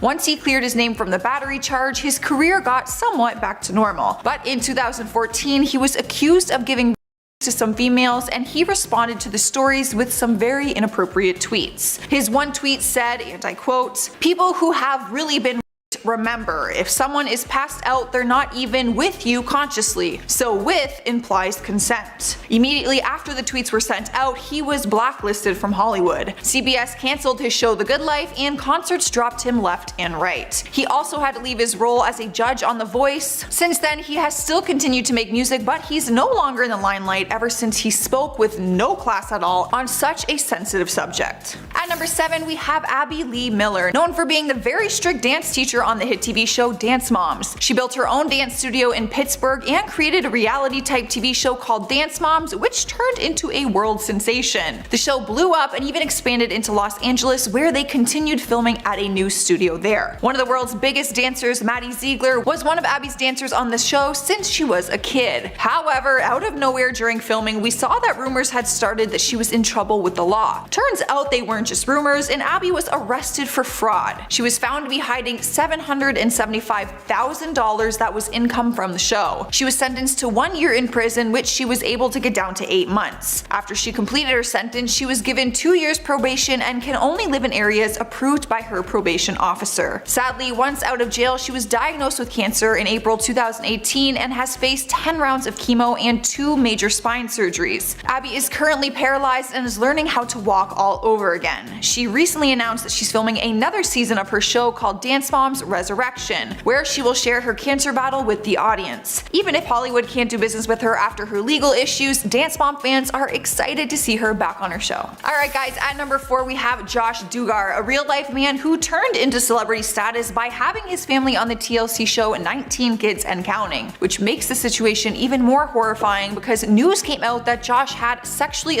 multiple women when he was younger, including 4 of his own sisters. After the stories broke the news and it was confirmed to be true by his own parents, the show was quickly cancelled from TLC. A spin-off of the show was eventually made, which didn't include Josh in it, obviously. Since then, he has continued to make headlines, all of them being bad. Turns out he cheated on his wife with women off dating sites Ashley Madison and OkCupid. Not only does he have a lot of explaining to do to Hollywood, but he also has 19 kids who are going to, if not have already, are questioning his decisions. Here we are at number 3 with Jeffrey Jones, the actor you might recognize from the iconic movie Ferris Bueller's Day Off. He played the Dean Edward R. Rooney in the movie and is also known for his role in Beetlejuice. His career quickly ended back in 2002 when he was charged with as well as soliciting a 14-year-old boy to pose. He claimed that he was innocent, but the court didn't believe him and he was charged with 5 years probation and was also required to register as a sex offender. He didn't take the second part of his sentencing too seriously because he has since been arrested twice for not registering properly. Taking our number 1 spot is Ian Watkins, a musician who once had a promising career with his band Lost Prophets, which was founded in 1997. The band was able to release 5 studio albums before the singer was arrested. What could the singer have possibly done? Well, he was arrested on charges of attempted rape and sexual assault on children. The most shocking parts to fans and his other band members was that he pleaded guilty to it. While in court, he pleaded guilty to 3 different charges that were related to taking or possessing indecent photos of children and 1 image of extreme. Some of the disturbing text messages from the singer's phone were shown in court and they went viral on the internet. One stomach-churning text said, "If you belong to me, so does your baby." He was sentenced to 29 years in jail, and if you Google his name, all you will find is articles starting with the title singer. In our countdown, number 10 is Jonathan Bennett. It's been 15 years since he graced our screens as hottie Aaron Samuels in Mean Girls. There is no doubt about it that part of the reason we're obsessed with the movie is because of the unrealistic crush we had on him. I literally thought I was gonna date him. The movie brought in over $100 million at the box office, and people are still quoting it all these years later. After finding success from the 2004 movie, he continued to act, but we kinda saw him just fade away from the Hollywood spotlight. And that is because for a while he chose to focus on other parts of his life outside of the limelight. He got into health and fitness and became a spin instructor at Flywheel Los Angeles in West Hollywood. A few years later, he released his own cookbook, which was actually inspired by Mean Girls, and he titled it The Burn Cookbook. The design even looks like the Burn Book from the movie. Talk about a genius marketing plan. In the book, he references quotes from the movie and also put in a toaster doodle recipe inspired by Gretchen Wiener's family. Luckily for us gals, we do see his face popping up here and there on some TV shows and in Ariana Grande's music video. He's found a good balance of a normal life while still pursuing acting to some degree, just not like the Aaron Samuels way. Coming in number 8 is Randy Quaid, one of the Quaid brothers, but probably not the one you are thinking of. His brother Dennis Quaid was actually married to Meg Ryan at one point, so many people think of him first when they think of the brothers. But Randy is still a Golden Globe winner and an Oscar nominee who was once a huge actor in Hollywood, but his last credit was in 2009, and since then he has been living a regular life. Well, that's a lie. He's actually spent all of these years running from the US law enforcement. It started back in September 2009 when he and his wife were both arrested in Texas for leaving an outstanding tab of $10,000 at a California hotel. I don't even know how you get $10,000 tab at a hotel. A year later, they were arrested again for sneaking in and living out of a guest home that they owned years ago but no longer had possession. Court dates and arrests were both set, but they ran off to Canada and hid for years until they were found in 2016. They ended up getting arrested in Vermont while trying to cross the border. He claimed that they had been hiding from a group called Hollywood Star Whackers, which apparently is a dangerous group that engineers the deaths of Hollywood celebrities to somehow embezzle their royalties and life insurance. So yeah, he chose to live a regular life, but clearly just went down a dark path and began living the regular life of a criminal. In spot number 7 is Lindsay Lohan. The actress was tired of being judged, so she left. But she didn't just leave Hollywood, she left America. After a whole bunch of chaos in the media for her time in jail, she decided to move to London to find some peace and quiet. She disappeared from our screens, and we later found out that she had moved from London to Dubai to live on the beaches of Mykonos. There was a method to her plan though. She picked Dubai because paparazzi is actually illegal there, so she knew that it was a place to go where she could have some privacy. She told the New York Times that she loves living there and said, "It's less demanding. I don't have to turn on the news and see about the Kardashians. I don't have to see about anything anymore. I choose what I want to see and how I want to live." She's been spending her free time traveling, but she also opened her own beach club on a Mykonos beach, so she's busy running her own business now. Fans were thrilled to see her make a return to MTV with her own reality show called Lindsay Lohan's Beach Club. We see her working as a CEO trying to hire people to work at her new beach club. I shamelessly watched it,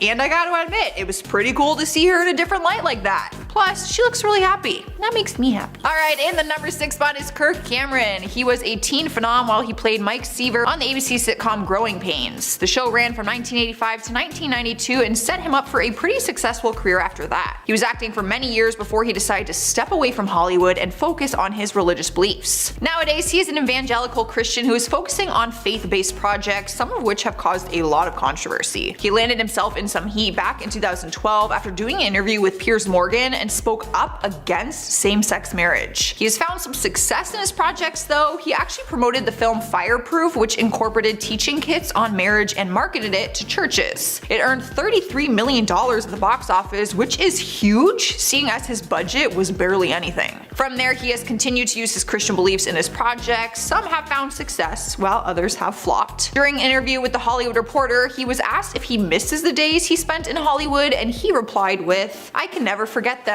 While I don't miss those days, I absolutely love that I have that history with my fans." Here we are at number 4 with Chris Owen. You'd probably know him better as Chuck Sherman, aka the Shermanator. Back in 1999, he made a name for himself for playing the part in the hit comedy American Pie. He ended up reprising the role for all of the films and even landed it in the spin-off American Pie Presents Bandcamp. But he did have other success outside of the franchise and landed roles in shows like Seventh Heaven and The Mentalist. However, his career ended up fading out and he was off the Hollywood radar for a number of years. In 2014, New York Daily News reported that he was working as a waiter in a sushi restaurant in California. Turns out he went on to live a regular life and work what people would call a basic job just compared to his Hollywood life. They contacted him for an interview and he spoke on it saying, "Life doesn't always go the way you planned. I love acting and this job lets me stay in the fight." He admitted that he still tries to book acting roles, but he's also content with living a regular life. The good news is the article helped him book 2 small film roles after it was published. So, it's a win. In the 3rd spot is Nikki Blonsky, mainly known for her role as Tracy Turnblad in the musical movie Hairspray, starring alongside Zac Efron and John Travolta. The movie came out back in 2007, which marked her first on-screen acting role and a big one at that. After that, you might have watched her in the short-lived ABC Family series called Huge. Since then, she booked smaller roles here and there, but it wouldn't be enough to support someone as a full-time income, which is why she had to take a step back and live a more ordinary life. In 2011, the actress did an interview with E! And said that she worked at a shoe store in New York City and was later hired as a cosmetologist at a hair salon. She went on to get her cosmetology license and she began working part-time as a hairstylist and makeup artist in between acting auditions. Now, she's a little different than the other ones on our list because she didn't choose to live a normal life, it was actually her only choice. She did an interview in 2017 and said, "I did not take a conscious step out of Hollywood, and so long as I'm alive, I never will. Singing and acting has been my dream since I was 3. It kind of feels like the industry left me." Honestly, that makes me sad. Kinda breaks my heart a little bit. I hope she comes back. Filling in our number 2 spot is Macaulay Culkin. Pretty much every kid in the world knows him as Kevin McAllister or just the kid from Home Alone. He's mainly known for winning over our hearts throughout the movie series, but he also appeared in 8 other feature films between the years 1990 to 1994. So he was a huge child star at the time, to say the least. Many would predict that his acting career was solid from that point on. But then, which felt like out of nowhere, he quit acting and disappeared from Hollywood altogether. Turns out he wanted to live a normal life and he ended up moving to Paris. Yes, Paris. He revealed that he spends most of his time writing, painting, and working on a podcast called Bunny Ears with his friend Matt Cohen. After going MIA for many years, he has now made his way back into the limelight to share his story, but he doesn't really care for the fame part of it. He's actually thrilled when people don't recognize him or bring up the Home Alone movies. During an interview with The Blast, he said, "I was going to Paris for a little while and I thought people didn't recognize me, but it was like, no, we recognize you, we just don't care." And I was like, where have you been all my life? Taking the number 1 spot on today's list is Justin Bieber. At one point in time, he was the one celebrity we saw all over the media. Becoming one of the biggest pop stars at such a young age ended with him wanting a more normal life. The singer is originally from a small town called Stratford, Ontario, here in Canada, which is only a few hours away from us, by the way, which is really cool. But a few years ago, we could tell that the fame seemed to be getting to him. It all started when he announced that he was no longer going to be taking pictures with fans out in public. His music career took a long break and he slowly started disappearing from the charts. After being engaged to his now wife, Hailey Baldwin, it was announced that he wanted to move from LA and permanently live in Canada, away from the limelight and paparazzi. One of his friends spoke about it to Us Weekly and said he needs to get out of the LA and New York City scene. It's overwhelming for him. He's trying to climatize what a normal life should look like. He feels most at peace at home. He's been living a quiet life here in Canada since 2018 and recently revealed that new music will be coming in 2020. He has been open about his struggle with anxiety and depression, and living a regular life has given him some time to heal. So maybe this will be his big comeback. but I feel like his life will never really be truly regular. It's just a more regular than like what he's used to. Fun fact though, he was at that Tim Hortons here in Canada with Haley. Starting off our list at number 10 is Roseanne Barr. The actress and comedian is known for her work, but also known for being a supporter of Donald Trump being president. Other Trump fans will back her up, but she has been one of Hollywood's most controversial figures who went one step too far back in May 2018 when she sent out some racist tweets. Her tweets were about Valerie Jarrett, a senior advisor to the former president Barack Obama. In her tweet, she compared Valerie to a cross between the Muslim Brotherhood and the movie Planet of the Apes. After seeing the backlash she received for the racist tweet, it was immediately deleted and she issued an apology. However, it was already way too late for that, and she was just trying to save her career. ABC canceled her show called Roseanne, which was supposed to reboot the same day. ABC's president called Roseanne's tweets, and I quote, abhorrent, repugnant, and inconsistent with our values. Since then, as of January of this year, 2019, her Twitter was off limits and she moved into her mother's basement in order to get out of LA. She said she has a fear that everyone hates her and she blames ABC for ruining her life rather than having her back. Apparently her tweet was just a joke. She's a comedian, but Hollywood's blacklist isn't seeing it the same way. At number 9 is Martin Lawrence. The comedian hasn't been completely blacklisted from all of Hollywood, but he has been banned from one of the most popular comedy shows on television, SNL. You can imagine what kind of damage that would do to a comedian's career, and you can also imagine what he had to have done to be completely banned from the show. Apparently, back in 1994 when he hosted SNL, he decided to go a little bit off topic in his opening monologue. We don't know what he originally had planned, but we are all still hoping it wasn't what actually came out of his mouth. In his monologue, he went on a rant making disgusting remarks about the importance of female hygiene. I can't go into too much detail with this one, but let's just say he went as far as bringing up the term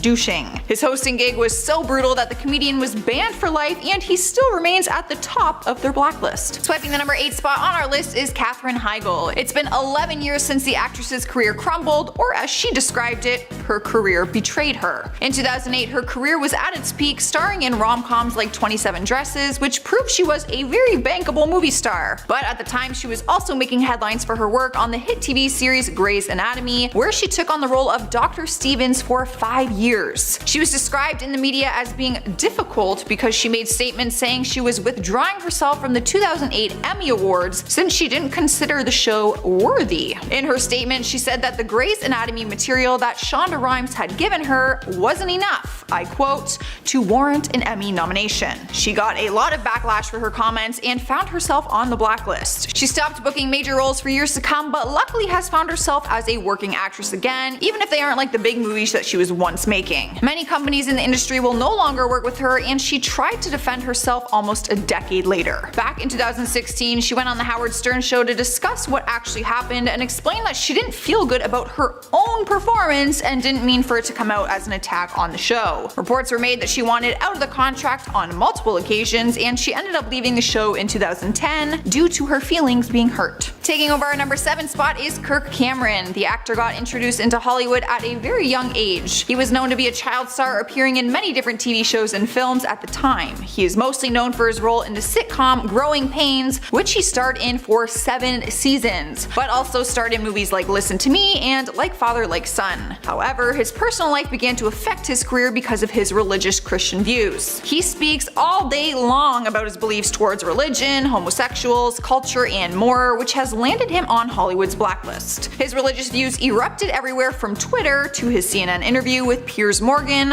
where he spoke about homosexuality, saying that it was unnatural and destructive. His comments have kept him from Prime TV, and his personal documentary called Unstoppable was banned from both Facebook and YouTube, and we haven't seen him in anything for years. And at number 6 is Mo'Nique. The actress and comedian first gained popularity for her stand-up shows and for playing Nikki Parker in the UPN series The Parkers, which ran from 1999 to 2004. However, her biggest break came in 2009 when she played the mother in Lee Daniels' film Precious. She earned tons of critical praise and even an Academy Award for Best Supporting Actress. After her big win, her resume has slumped, and she says it is because of how she handled the 2010 Oscar campaign for the movie Precious. She said that the director called her saying that Hollywood blackballed her because she didn't play the game. He confirmed this in an interview by saying, I quote, "Her demands through Precious were not always in line with the campaign. This soured her relationship with the Hollywood community. The actress said she was blacklisted by powerful people because she didn't want to campaign for the movie without receiving additional pay. Fast forward to 2018, Monique stirred the pot by urging her fans to boycott Netflix for gender and racial bias, saying that they offered her a low-balling $500,000 for a comedy special, which is significantly less than the millions that Amy Schumer and other male comedians made, such as Chris Rock and Dave Chappelle. Honestly, at this point, we're all kind of just waiting to see whose list she ends up on next. Halfway through at number 5 is Natalie Maines, also known as 1/3 of the Dixie Chicks band. The musician took her political views a bit too far when she decided to bash the President of the United States at the time, President Bush. While performing a concert in London, she went on a rant about his plans for the war in Iraq, which caused an outburst of rage and a ton of backlash on her career. Following her concert rant, country stations across the US decided to pull their songs from their playlists after calls from listeners came in and said that their political views weren't patriotic. Not only did they pull songs, but they also banned future songs from playing on their stations. Other country artists even got involved, like Reba McEntire and Toby Keith, who spoke out against the band. Keith and Natalie actually publicly bashed each other and their music to the media. This completely ended their careers, and they began to receive death threats and other threats of physical harm. In 2016, Natalie admits that them making a return to mainstream country music is highly unlikely. She said, I quote, "I feel like we are all tainted. I don't know if we put a tour up if people would come. I'm not gonna lie, I feel like all that backlash was just a little unnecessary. I mean, everyone has their opinions about the president no matter who it is."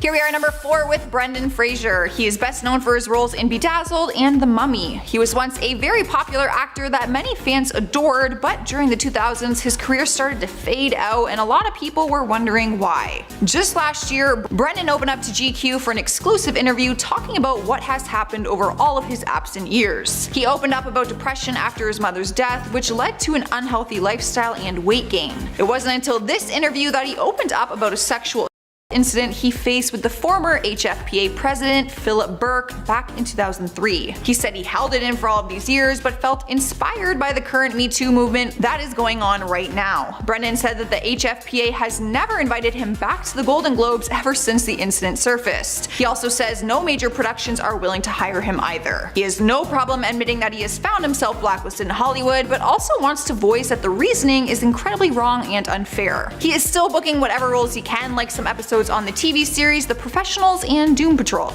Alright guys, at number 3 is Stacey Dash. The actress and talk show host rose to fame after her role in Clueless and on the Fox News show Outnumbered. Nowadays she is mostly known for her very controversial views.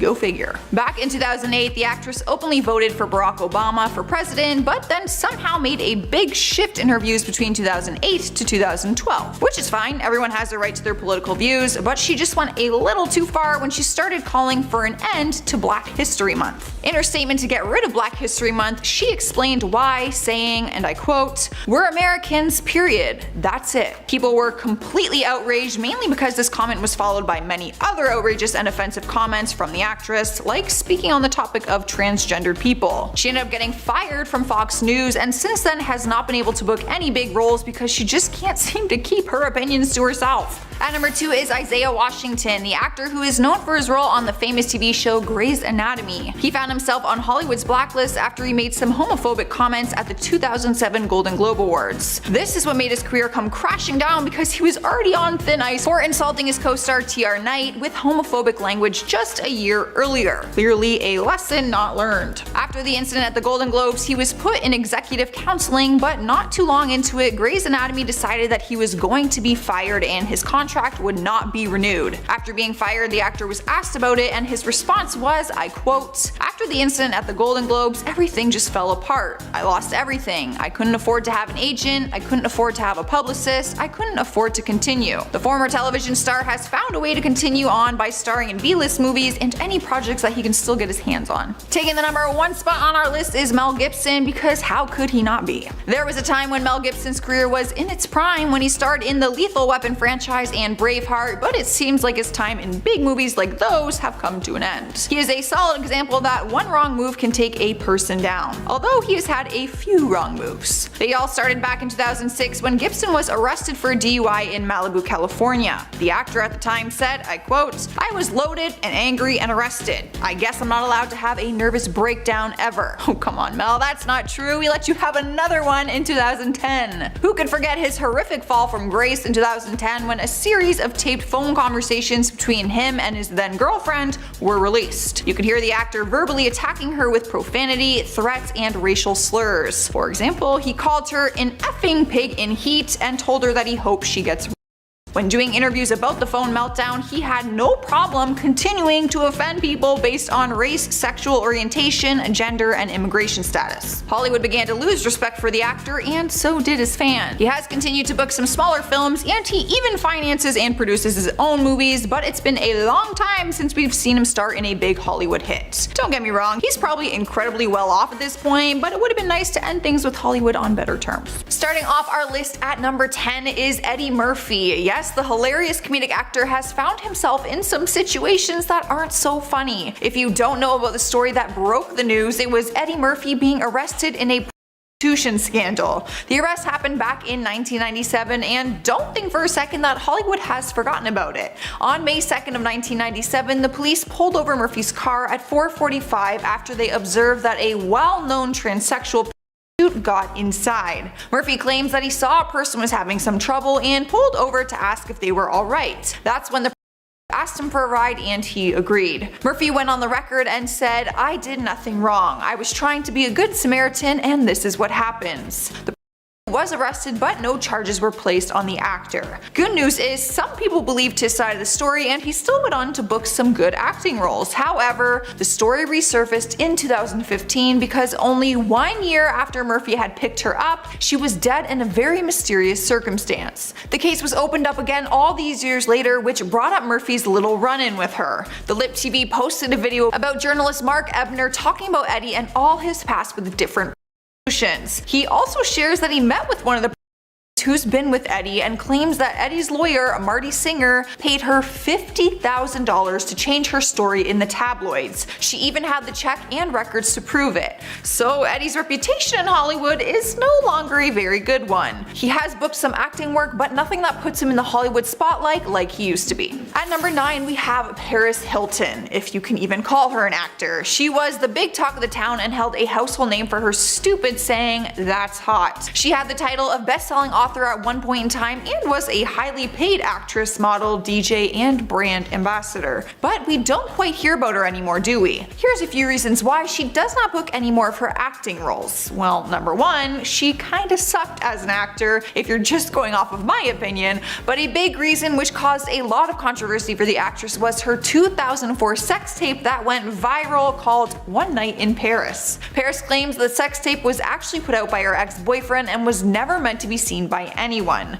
She says that it has completely ruined her life and is something she will have to explain to her kids one day. She also said that it gave her the title of a slut, which is why she only really booked roles like the girlfriend in House of Wax who gives in one of her scenes and then dies half naked in the other. Another reason her career has been affected is because of her political views and being closely tied to President Donald Trump. She has known Trump since childhood, and Trump even took it as far as speaking about her sex tape, saying that him and his wife Melania watched it together. There's a disturbing image none of us need in our minds. And to top it all off, in 2012, a recording of Paris talking in a taxi cab was leaked and it exposed her saying homophobic comments. On the recording you can hear Paris say, "Most gay men probably have AIDS. Gay guys are the people in the world. They're disgusting. I would be so scared if I was a gay guy. You'd like die of AIDS." When the scandal went public, you can imagine what it did to her career and also her reputation as a decent human being. Sliding to spot number 8 is Isaiah Washington, the actor who is known for his role on the famous TV show Grey's Anatomy. He found himself on Hollywood's blacklist after he made some homophobic comments at the 2007 Golden Globe Awards. This is what had his career come crashing down because he was already on thin ice for insulting his co-star T.R. Knight with homophobic language just a year earlier. After the incident at the Golden Globes, he was put in executive counseling, but not too long into it did Grey's Anatomy decide that he was going to be fired and his contract would not be renewed. After being fired, the actor was asked about it and he said, and I quote, "After the incident at the Golden Globes, everything just fell apart. I lost everything. I couldn't afford to have an agent, I couldn't afford to have a publicist, I couldn't afford to continue." The former television star has found a way to continue continue on by starring in B-list movies and any projects that he can still get his hands on. In at number 7, we have Katie Holmes, the actress who is also known as Tom Cruise's ex-wife. The actress was once in the prime of her career, booking roles in a variety of different movies. It wasn't until she began dating and then later married actor Tom Cruise that her career started to take some hits. Over the years, Cruise has faced tons of heat when it comes to his religious beliefs and his close link to Scientology. It's no coincidence that his ex-wife Nicole Kidman turned her back on him for his controversial religious beliefs as well. One of Katie's co-stars from Dawson's Creek, who remained close with Katie after all those years, says that her career had been blacklisted. They went on to tell an interviewer that her career began to take a downward spiral because Hollywood wants nothing to do with Scientology, which is believed to have skewed results of Oscar voting on more than one occasion. Some people have pointed out that no actor linked to Scientology ever wins an Oscar, like Tom Cruise himself and even John Travolta for his big role in Pulp Fiction. Not to mention, Nicole Kidman was nominated but never won an Oscar while married to Cruise, but after they divorced, she took an Oscar not too long after. Coincidence? I think not. Now that Katie is divorced from Cruise, she has returned to the Roman Catholic Church she used to go to, so maybe she has time to turn it all around if she wants to. Coming into spot number 6 is Thora Birch, an actress who many of us still watch in her movie Hocus Pocus every Halloween. She began acting as a child and turned into a star in the late 1990s and early 2000s. That's when her career really took off. She received amazing reviews for her performance in the Academy Award nominated film American Beauty, and she also received a Golden Globe nomination for her role in Ghost World. The star has found herself blacklisted from Hollywood because of her difficult behavior. During an interview, when asked about her career, she said, "I pissed off a lot of people over a long period of time and they found a way to upset me, hoping that upset would bring a change in my behavior, like a distancing, but I'm done." It didn't help that a story broke the news that her father, who was her manager for many years, physically threatened one of her co-stars. That's when she was fired from Dracula, the off-Broadway revival. She recently returned to acting a little bit here and there, but it is clear she will never go on to be the star many people thought she could be. Halfway through the list at number 5, we have Elijah Wood, obviously known for his role as Frodo in the Lord of the Rings movie series. But what happened to him after that? He continued his acting career but got on the wrong side of Hollywood executives when he told the media that the film industry was full of sexual that targeted young actors. Coming from one of the most accomplished actors of his time, the accusation was damaging on his career. He went on to say that he never experienced that kind of abuse himself, but said, and I quote, "If you're innocent, you have very little knowledge of the world and you want to succeed. People with parasitic interests will see you as their prey." I mean, he's not wrong. After the comments were made, his resume began to dwindle. He began booking voiceover work instead in family-friendly movies like Happy Feet, but began to move away from acting altogether. He started to progress a career as a DJ and even started his own label called Simeon Records. Swiping our number 4 spot is actress Tara Reid. Most of us girls will know her from her role in the movie Josie and the Pussycats, and most guys will know her from the American Pie movies. The actress was once very successful, finding her way to play the hottie in most of her movies. She did go on to land a role in the TV series Scrubs, which allowed her to show her talent outside of the comedic movies we always see her in. However, it wasn't long after she left the show in 2005 did she find herself caught up in hard partying, negative publicity, and awful plastic surgeries, which is a shame because she was naturally a very pretty girl. All these things have been enough for studios to have been turned off from casting her, and she now finds herself booking a lot of smaller roles in short films and other projects. Here we are at number 3 with Kirstie Alley. Towards the end of the 1980s, she was one of Hollywood's biggest stars. She received a ton of recognition and praise for her role as Rebecca Howe in the TV series Cheers, even winning a Primetime Emmy for her performance. She also won over the hearts of millions of American males with her stunning good looks. However, she struggled to remain relevant after Cheers came to an end, and some personal troubles led her to gain a significant amount of weight, to a point where she was barely recognized. It also didn't help that she was also closely linked to Scientology, which she sacrificed a lot of personal relationships for. As a result of joining the religion, reports say that many of Hollywood's executives avoided doing any business with her because they feared they would also be labeled in connection to Scientology. For years, her career took a hit, and to most of us, she kind of just fell off the face of the earth. A few years ago, she began a Weight Watchers program and lost some weight, and even landed a smaller role in the TV show The Scream Queens. But that was in 2016, and she has nothing on her IMDb resume resume ever since then. Taking our number 1 spot is Megan Fox. Director Michael Bay's first Transformer movie is what turned Megan Fox into an instant star. From then on, Men's Magazine couldn't get enough of her, and directors rushed to cast her in any upcoming action films and other projects. Let's face it, she was one of Hollywood's biggest hotties. When her feud with Michael Bay went viral and caused the majority of Hollywood to strike against her. The feud between the two of them was heavily documented, and the world was thrilled to watch it all go down. It was by 2009 when the Transformers Revenge of the Fallen came out, and that is when the tension really surfaced.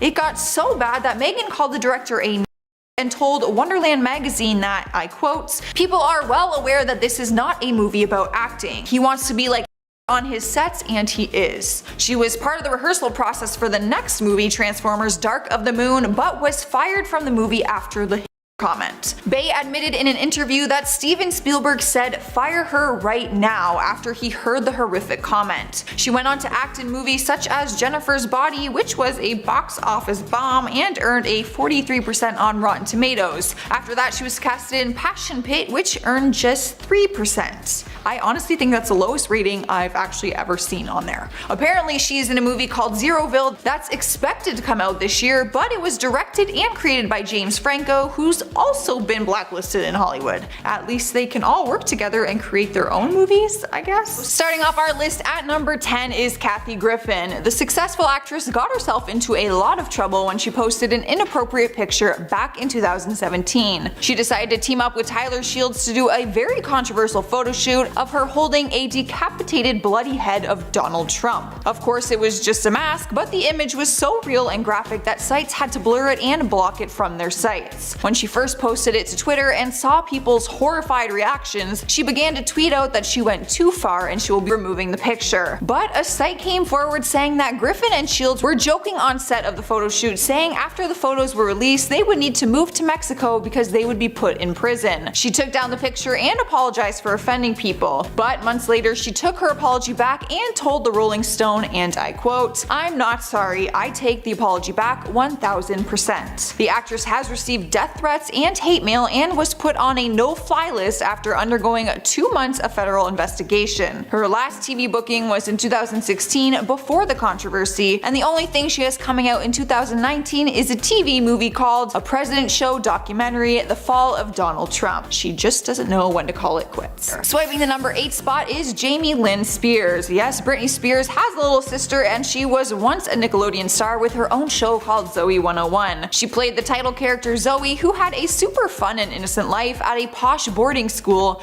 unsupervised without her parents. Young fans adored her and her carefree, innocent lifestyle, but apparently the actress wasn't so innocent while off camera. She caused a major controversy when she got pregnant at the young age of 16. Not long after the announcement, Nickelodeon canceled the show, which also meant her other co-stars lost the show with her. The once actress became a mom, got married, and then gave up her acting dream and turned into a country artist instead. She's now pursuing a career as a country artist and said she has no interest in returning to acting. She might not get very far anyway, since the only thing on her acting resume was Zoe 101. In the number 7 spot is Matthew Underwood. He was one of the co-stars on Zoe 101, where he played the troublemaker boy Logan Reese on the series. He continued with his acting career after the show ended, but in 2012 he got into some trouble. The actor was arrested after police searched his home and found and other paraphernalia. During the home search, he was also reported to be found in the home's master bedroom with a 17-year-old girl. This was a problem because he was 22 at the time and she was legally underage. He was let go and put on probation, but a few months later was arrested again outside a hookah lounge for violating his probation. The actor has remained out of the headlines since that final arrest and also has remained out of the Hollywood acting industry. Coming in at number 6, we have Dane Cook. The comedian's career took off with his stand-up comedy talent, but also headed into the direction of acting. He made his first on-screen appearance in the movie Employee of the Month, where he starred next to Jessica Simpson. Unfortunately, his first major role was a flop and the movie received 20% on Rotten Tomatoes. He tried to make a comeback when he took on a major role in Good Luck Chuck. The movie was given horrible reviews and received just a 5% on Rotten Tomatoes. He continued to try and book acting roles, but fans were not thrilled about it and often said he should just stick to his stand-up comedy. He is a a funny guy, don't get me wrong, but there's more to acting than just being funny. Not only were his movies a flop, but his comedy took a hit after he made an inappropriate joke back in 2012 about a mass shooting. He made a joke referencing the shooting that happened in Colorado during the screening of The Dark Knight Rises. The actor apologized later for his jokes, but some people weren't so forgiving. Lately, he's also caught up in another controversy by people judging him for dating a girl who is only 19 years old. They began dating when she was just 18 years old and he was 45 at the time, and the two have continued dating for over a year now. People have had no problem voicing their opinion on the 26-year age gap. Dane is making a comeback though in comedy by doing a comedy tour this year. He admits that he will be sticking to comedy and that acting is in his past. I think it is best that that stays in the past. Halfway through the list at number 5 is Jeanette McCurdy, a young actress known for her supporting role on the show iCarly. When the successful series wrapped, she got a starring role on Nickelodeon's Sam and Cat. Things for her career seemed to be going great. This was until 2014 when nearly nude pictures of her leaked online. Tensions ran high between the actress and Nickelodeon, and she even skipped the network's 2014 Kids' Choice Awards. She took it to Twitter to blame Nickelodeon, claiming that the network had treated her badly. The leaked photos turned into a huge scandal that involved Detroit Pistons basketball player Andre Drummond. Apparently, the two of them had a short-term fling, and when it ended, she humiliated him on a podcast interview. Only a few days later, her pictures were all over the internet, and she claims that it was him. She took it to Twitter and said, "To anyone disappointed, I sent those pics to one person. You can connect the dots. Shocked someone would stoop so low." The actress left Nickelodeon and tried to continue with her career, where she was able to book some smaller roles. Since 2016, she has only booked a few short films. She does do YouTube videos for her fans and continues to try and be a social media personality instead. At number 4, we have Ryan Rotman, who began his career playing Joey Colvin in the series Gigantic. His work led him to dating Victoria Justice, who was the star of Victorious. The two were a power couple for young fans, but after the relationship fizzled out, Rotman got into some trouble with the law. In 2011, police officers spotted his car was jumping a curb, so they pulled him over. The cops smelled alcohol and he brutally failed a sobriety test. The actor blew .19 on the test, which is more than double the legal limit. His show was cancelled and he was charged with a DUI. Once he faced the court and things settled down, he continued to pursue his acting career. He's been able to book short films and small TV roles, but nothing has brought him back to the big screen. One can only imagine where his career would be now if he didn't get that DUI. Alright guys, at number 3 we have Rupert Grint, our beloved Ron Weasley in the Harry Potter movies. The actor got his big break in the industry when he was just 11 years old. The gig, which ran the course over a decade, secured his place in the film world. He earned the title of one of history's most famous child actors along with his other co-stars. After the 8th and final movie, fans expected Grint's career to take off given his successful position. Instead, he didn't really do much at all. One of the main reasons being that in between the Harry Potter movies, the actor kind of took it easy. Unlike his co-stars Daniel Radcliffe and Emma Watson, who were booking other movies in between. Throughout the entire series, he only booked 3 indie projects, missing out on a huge opportunity to showcase his acting skills. Not to mention his indie products all received horrible reviews. Turns out the actor wanted to quit acting. In 2017, he told Entertainment Weekly, and I quote, "When I started, acting was never something that I aspired to do. I fell in love with it while I was doing it, but I definitely did think, is this really what I wanted to do?" He went on to say that he felt like he missed out on a lot of life and wanted to just be free and live a little bit. When he did ease back into acting, no one really noticed. He's been able to book some smaller roles, but no movies that have brought him back to the big screen. At number 2, we have Jack Gleeson. The young actor played Joffrey Baratheon in HBO's Game of Thrones. He played the character from 2011 to 2014, but after the boy was killed off the show, Gleeson decided he wanted to step away from acting. He was in the prime of his career, but went on to tell interviewers that he didn't want to be in the spotlight and wanted to go back to school. During an interview, he said, I quote, "I hate celebrity culture." He returned back home and is now a part of his Dublin-based theatre company called Collapsing Horse. So even if Hollywood wanted a part of him, he wants no part of Hollywood. Taking our number 1 spot is Paul Reubens, aka Pee Wee Herman. The actor was huge for this character during the 80s as he took on 2 feature films and also a Emmy-winning children's TV series. But his image and also his career changed drastically in 1991. During a visit with his parents in Florida, he was arrested for indecent exposure at an adult movie theater because he was spotted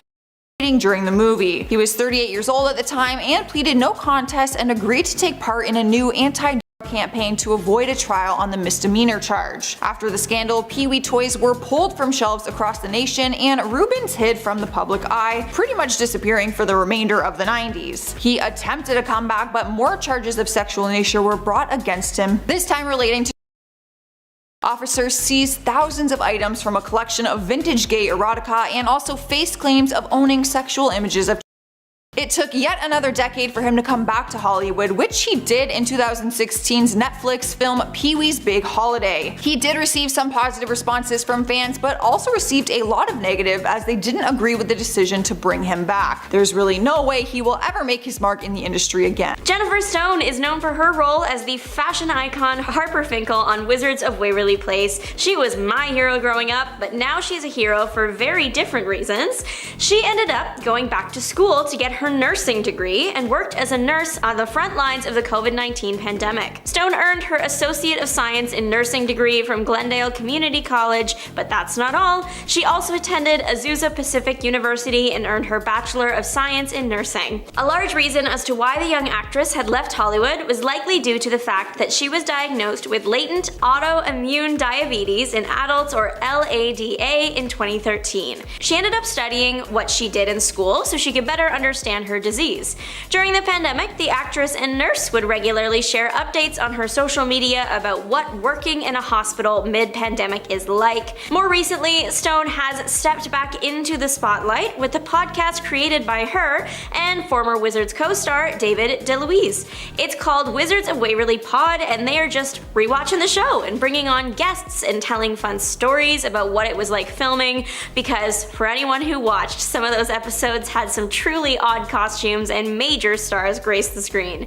It's unclear if Stone will be in the reboot of Wizards that's happening, but hopefully I would love to see more Harper Finkel fashion. The half of 2.5 Men, Angus T. Jones, has disappeared from Hollywood life and went out with a bang. You know the phrase, don't bite the hand that feeds you?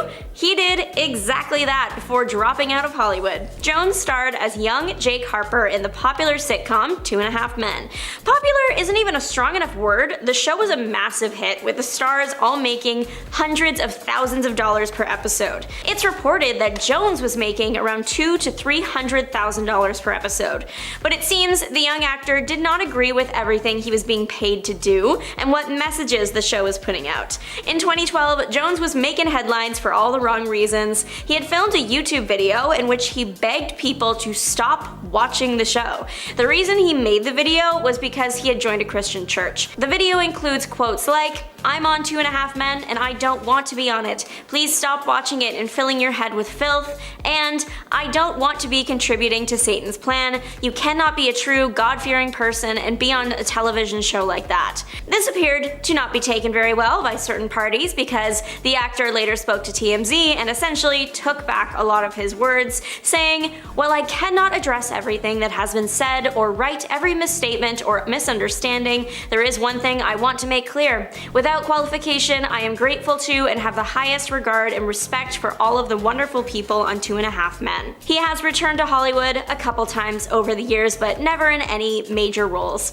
After leaving the show, he spent some time at the University of Colorado. Cody Simpson recently shocked the internet when we found out he went from teenage musical heartthrob to a competitive swimmer competing for a spot in the upcoming Olympics. Remember that little kid that sang like Pretty Brown Eyes or La Da Dee? Yeah, he was almost an Olympic athlete. I do hate to be the bearer of bad news, but Simpson did not qualify for the Olympics this year, but still made an impressive effort. Training to possibly be in the Olympics is definitely not as normal life as some of the other people on this list, but until now, Cody Simpson had stayed relatively out of the spotlight, and this career trajectory is just so iconic I had to include him on the list. Hayden Christensen went from being a lightsaber-wielding Anakin Skywalker to a dedicated farmer. What a switch, but what an iconic switch. Hayden did more than Star Wars, of course, but those were kind of his biggest movies. Anakin is the role he is known for to this day. In 2008, 3 years after the release of the final movie in the Star Wars prequel trilogy, Hayden did an interview with the Toronto Star where he dropped that he had a new hobby, learning about agriculture. He seemed really interested in it, saying, "It's a hobby, but I want to have the appearance of being a proper farmer. I'm trying to figure it out. It's all new to me, but I would eventually like it to be a fully operational farm with livestock and different crops." His dream was realized when he bought a farm and fixed up the farm, making it fully functional. He did everything on the property that he was able to, got some of the farming heavy machinery, and became a proper farmer. His farm had an apple orchard, vegetable gardens, and he was, in 2008, working towards having a field of lavender. Of course, Hayden has returned to play Anakin in recent years, but that doesn't make him any less of a farmer. This truly has to be one of the most iconic career changes ever made in Hollywood. American actress Bridget Fonda was part of some amazing films, an influential Hollywood family, and yet she disappeared from Hollywood seemingly without a trace in the early 2000s.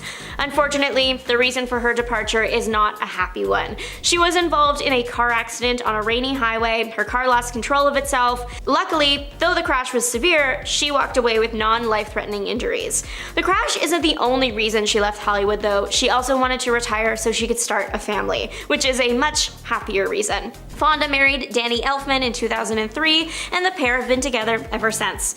Fonda was known for films like The Godfather 3 and Single White Female, both popular and loved films by fans. She seems like she had all the tools and connections and talent to make it big, so why hasn't she returned? Some paparazzi caught up with the star one day while she was out and asked her whether she wants to return to the bright lights of Hollywood. The former actress's answer was short and sweet: "It's too nice being a civilian." Another former actress that seems to enjoy the civilian lifestyle is Phoebe Cates. Cates was a big star in the early 80s. She was in movies like Gremlins and Fast Times at Ridgemont High. In 1989 though, she settled down and married Kevin Kline. Kline was also an actor, and they went on to have 2 kids.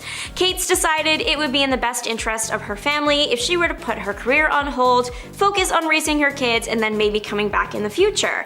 But her time off resulted in her deciding not to return to the big screen, and it actually led to an interesting new business venture for the former actress. In 2005, she opened Blue Tree in New York City. It's a boutique selling things like clothing, jewelry, and a whole lot more.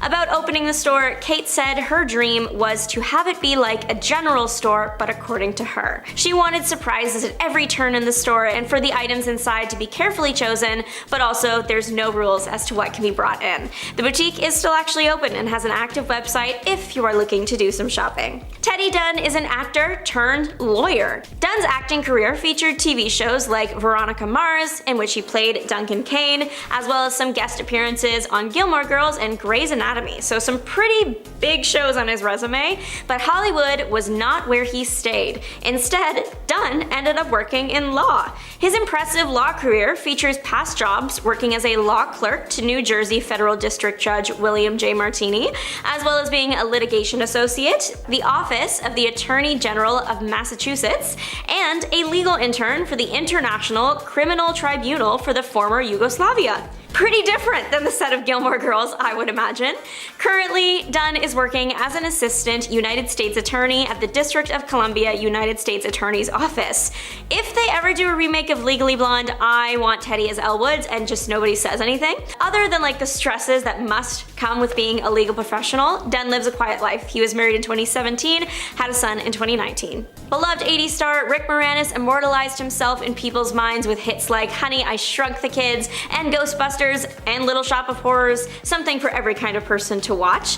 He was funny and really great at what he did. He was truly a rising star. Unfortunately, there were problems in his personal life that caused the actor to leave Hollywood for a more simple life. Rick's wife, Anne, unfortunately passed away, and the pair had 2 kids together. In their best interests, Rick stepped away from Hollywood to raise them. Rick further explained his decision years later in 2015, speaking to The Hollywood Reporter, saying, "I took a break, which turned into a longer break. Stuff happens to people all the time, and people make adjustments, career changes, move to another city. Really, that's all I did." Despite not being in front of the camera, that doesn't mean Rick gave up performing altogether. He took on a few voice roles, my favorite being one of the moose from Disney's Brother Bear. Yeah, that was him. About his departure from Hollywood, Rick says, "I have absolutely no regrets, my life is wonderful. Brenda Song and Macaulay Culkin are now out of the limelight and married with kids, but they were once both major child stars. Culkin starring in, of course, Home Alone and its sequel as Kevin McAllister, and Brenda Song playing London Tipton in the Disney show Sweet Life of Zack and Cody. Brenda has stayed more in the spotlight than Culkin, taking roles in various films, TV shows, and animated entertainment. Culkin has still remained with a toe in the Hollywood spotlight. I mean, he's the kid from Home Alone. The average person probably watches that movie at least once a year. He has to capitalize on that kind of success. He has done some advertisements reprising his role as Kevin, but currently he's the CEO of Bunny Ears, a website and podcast based in satire. And of course, he's parenting his 2 kids. One notable role he very recently took on was an American Horror Story double feature. Though he is not in Hollywood much anymore, his contributions were great, so it was only fitting that he would get a star on the Hollywood Walk of Fame given to him in December of last year. Bridget Mendler is another former Disney star, and would you believe me if I told you that that is the least impressive thing on that girl's resume? Through Disney, she was able to record some incredible pop songs, still on my playlists, but even that pales in comparison to where she is now. Mendler started her post-secondary career with the University of Southern California, studying a degree in anthropology, among other things. She dropped out of USC in 2016. The next year in 2017, she was announced to be one of MIT's Media Lab Directors Fellows. In 2018, she announced that she had started a graduate program at MIT. The program was designed to focus on improving social medias.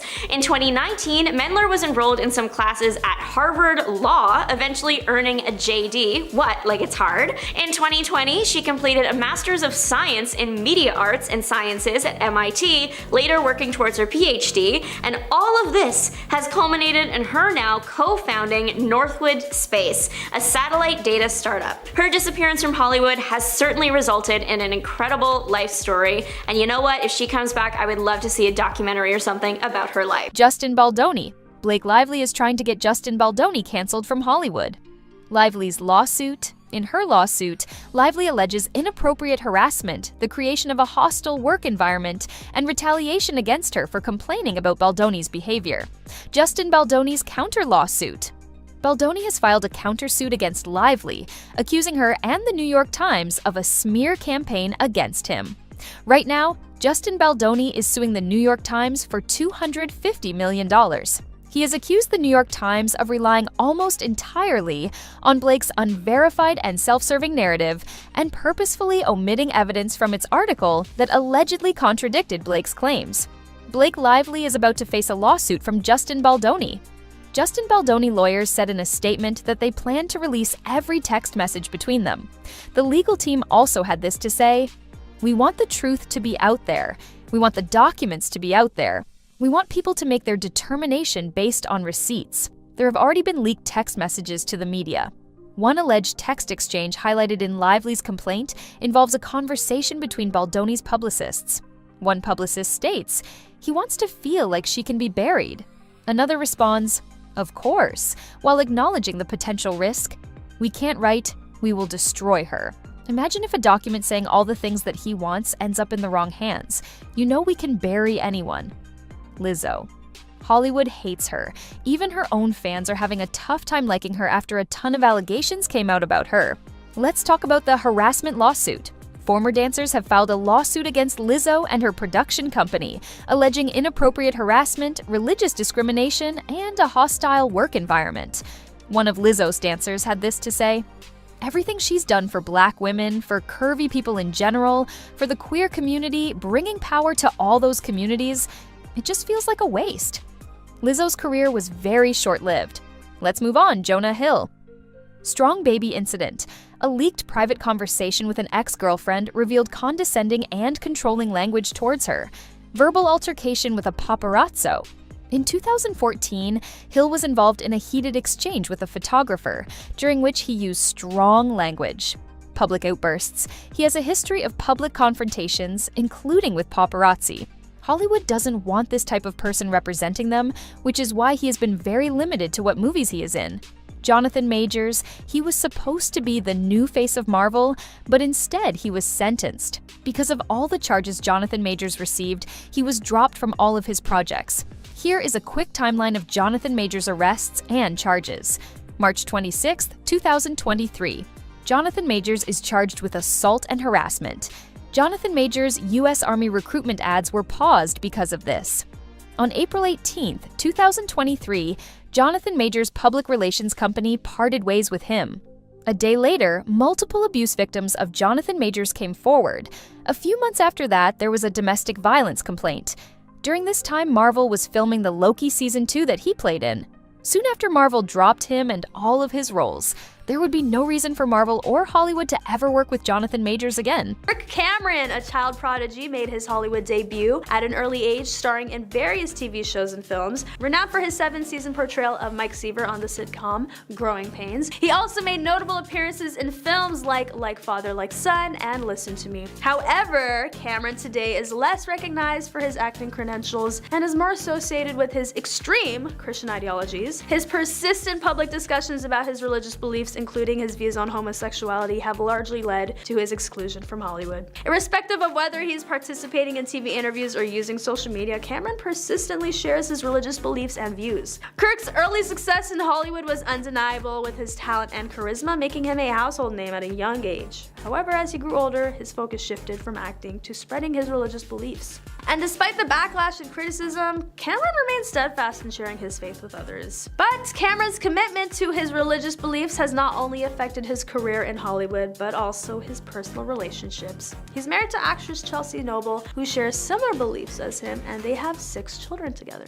Next up, Brendan Fraser, recognized for his roles in late 90s and early 2000s blockbusters like Bedazzled and The Mummy. Brendan experienced a significant decrease in his acting roles as the 2000s progressed. Fraser attributes this downturn in his career in part to a disturbing encounter with Philip Burke, the former president of the Hollywood Foreign Press Association. He alleges that Burke him at the Beverly Hills Hotel in 2003, and as a result of his defiance, the HFPA has seldom invited him to the Golden Globes since the incident. Burke disputes Fraser's narrative, insisting in his 2014 memoir that his interaction with Fraser was merely a wistful pinch on the behind. While Fraser acknowledges there may be other factors contributing to his diminished workload, he strongly believes his experience with Burke played a significant role. In recent years, the #MeToo movement has brought attention to the pervasive issue of sin Hollywood. Fraser's story is just one example of many where a powerful individual in the entertainment industry has used their position to exploit someone. Next, Roseanne Barr, the actress and comedian known for her staunch support of Donald Trump's presidency, has often been a contentious figure in Hollywood. However, in May 2018, Barr's typically fiery Twitter commentary crossed a line when she posted a racially offensive tweet about Valerie Jarrett, a senior advisor to former President Barack Obama. Barr soon deleted the tweet and offered an apology, but the damage was done. ABC responded swiftly by canceling the Roseanne reboot on the very same day. The president of the company tagged her comments as abhorrent, repugnant, and inconsistent with our values. Up next, Tippi Hedren, who embarked on her journey in the fashion industry as a model in her early 20s, but it was the iconic filmmaker Alfred Hitchcock who spotted her potential and launched her into the Hollywood limelight. Hedren's talent shone through in 2 of Hitchcock's captivating creations, the spine-chilling thriller The Birds and the intriguing psychological drama Marnie. However, the duo's professional rapport soured when Hitchcock allegedly crossed professional boundaries with unwelcome sexual advances. After Hedren decisively rejected Hitchcock and declared Marnie their final project together, a furious Hitchcock vowed to sabotage her career. He kept her tied to a contract that barred her from working for 2 years before begrudgingly selling it in 1966. Nevertheless, Hedren's tenacity saw her acting career bounce back, and she later found her voice as a dedicated advocate for animal rights. Up next, Mo'Nique, renowned comedian and actor known as Monique Angela Hicks in her daily life. First rose to fame through her hilarious stand-up shows and her unforgettable role as Nicole Nikki Parker in the popular UPN series The Parkers from 1999 to 2004, but it was in 2009 when she portrayed an abusive mother in Lee Daniels' film Precious that she truly took the limelight. Her stunning performance earned her an Academy Award for Best Supporting Actress, setting a new pinnacle in her career. Yet, Monique's journey took an unexpected turn after her Precious his triumph. In a 2015 interview with The Hollywood Reporter, she revealed that her film and TV roles had dwindled significantly. She pointed to her stance during the 2010 Oscar campaign for Precious as the reason behind her decline. She even mentioned a phone call with Lee Daniels, the director of Precious, who allegedly told her that Hollywood had excluded her for not playing by their rules. Daniels later commented on Monique's allegations, vaguely confirming her statements by saying her demands through Precious were not always in line with the campaign, which caused a rift between her and the Hollywood community. Now let's talk about an actor who's been a staple in Hollywood for many years. Yes, we're discussing Isaiah Washington. With numerous notable television and movie roles under his belt, he's no stranger to the limelight, but the role that really brought him into the spotlight was his portrayal of Preston Burke in the hit show Grey's Anatomy. However, his career took a turn for the worse after he used a homophobic slur towards a fellow cast member. The incident not only led to the exit from the show, but also put him on Hollywood's blacklist. The situation was further exacerbated when he repeated the slur following a Golden Globe win for the show. Today, while he periodically appears in roles, his career never really regained the momentum it once had. For many, this incident defined Washington's career and overshadowed his previous successes. However, it also opened up a conversation about the problem of homophobia in Hollywood and the lack of consequences for those who perpetuate it. Since then, Washington has publicly apologized for his actions and has been an advocate for LGBTQ+ rights. Despite making a stellar comeback as a director with Hacksaw Ridge in 2016, Mel Gibson continues to remain largely ostracized from Hollywood. It's unlikely we'll witness much of his acting prowess in the future. Gibson, who enjoyed immense popularity and success as an actor and director during the 80s, 90s, and 2000s, saw his career irreparably tarnished due to a series of highly publicized meltdowns. One of the most damaging incidents involved an anti-Semitic tirade during a DUI arrest, which was widely reported and condemned globally. More than a decade has passed since the incident, and while some fans have extended their forgiveness, a significant portion can't seem to shake off the recollection of his controversial actions and words. Despite his past controversies, Mel Gibson has not completely disappeared from the industry. In 2019, he directed and co-wrote the critically acclaimed film Hacksaw Ridge, which received multiple nominations at major award ceremonies, including the Academy Awards. However, it's clear that the public perception of Gibson has greatly shifted since his heyday. He's no longer the beloved actor and director he once was, but rather a controversial figure who continues to face backlash for his past transgressions. Next, CeeLo Green first made his mark in the music scene in the mid-90s, but it was his 2010 breakout single F.U., which skyrocketed to the #2 spot on the Billboard charts, that truly stamped his name in the industry. His newfound fame opened doors to opportunities such as becoming a judge on The Voice and even landing his own TV show. However, his career took a nosedive following some highly inappropriate tweets concerning homophobia. As a result, Green faced serious backlash, losing his TV show, his position on The Voice, and even being turned away from his booked concert gigs. CeeLo Green has since apologized for his actions and has faced criticism for his lack of accountability. However, he's also received support from fans who believe in forgiveness and second chances.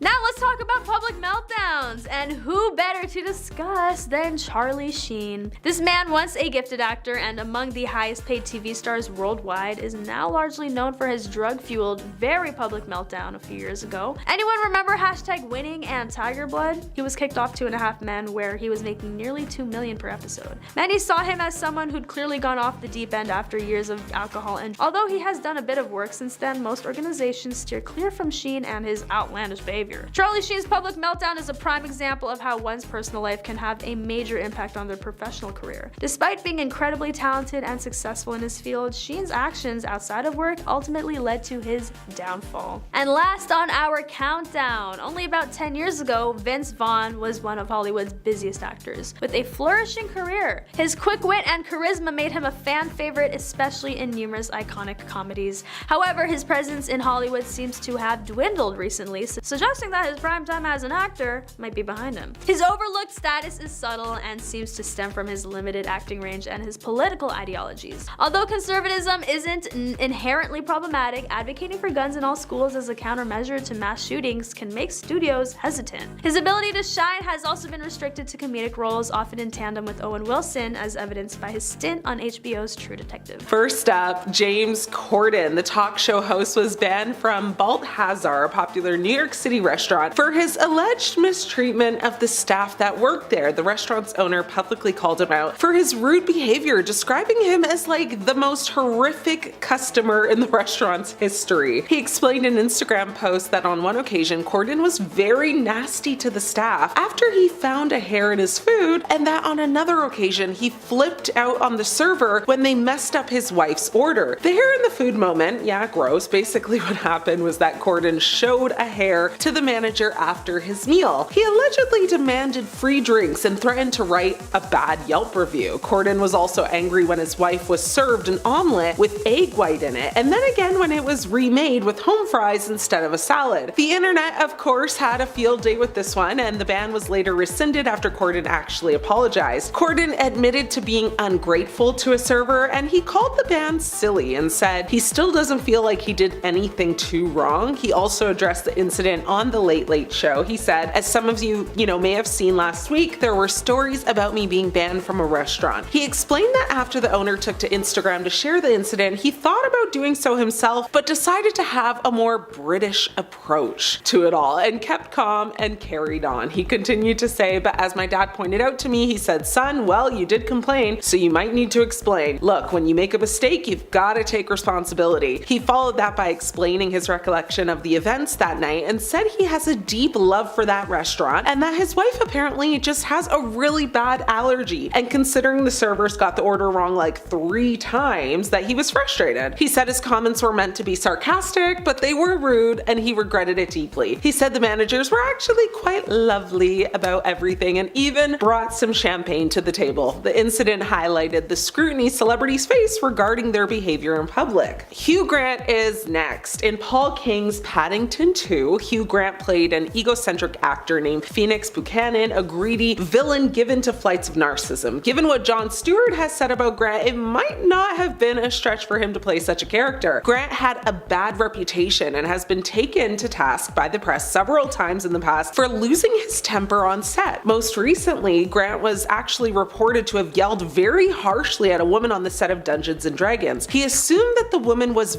a visiting executive and he was infuriated by her demands. As it turns out, the woman was an on-set chaperone for one of the film's child actors and certainly didn't deserve the attack. Now, back in 2012, however, Grant already recognized this about himself. In a 2015 interview with Vanity Fair, he admitted to throwing a tantrum backstage on The Daily Show right in front of the host Jon Stewart. He confessed saying, I did have a tantrum backstage about once a year. I have a really mega tantrum. And sadly, he witnessed one. In between tantrums, Grant seems to be decent, but he also regularly appears to be in a position where he becomes inexclusively, angry and makes unreasonable demands, of his coworkers. Of course, this was after Stewart had already called the actor out while being interviewed by Stephen Colbert live on stage at the Wellmont Theater in New Jersey. Now, according to the Daily Show host, Grant was like the worst guest he had ever had on his series, and that included some of the political monsters and dictators that he has,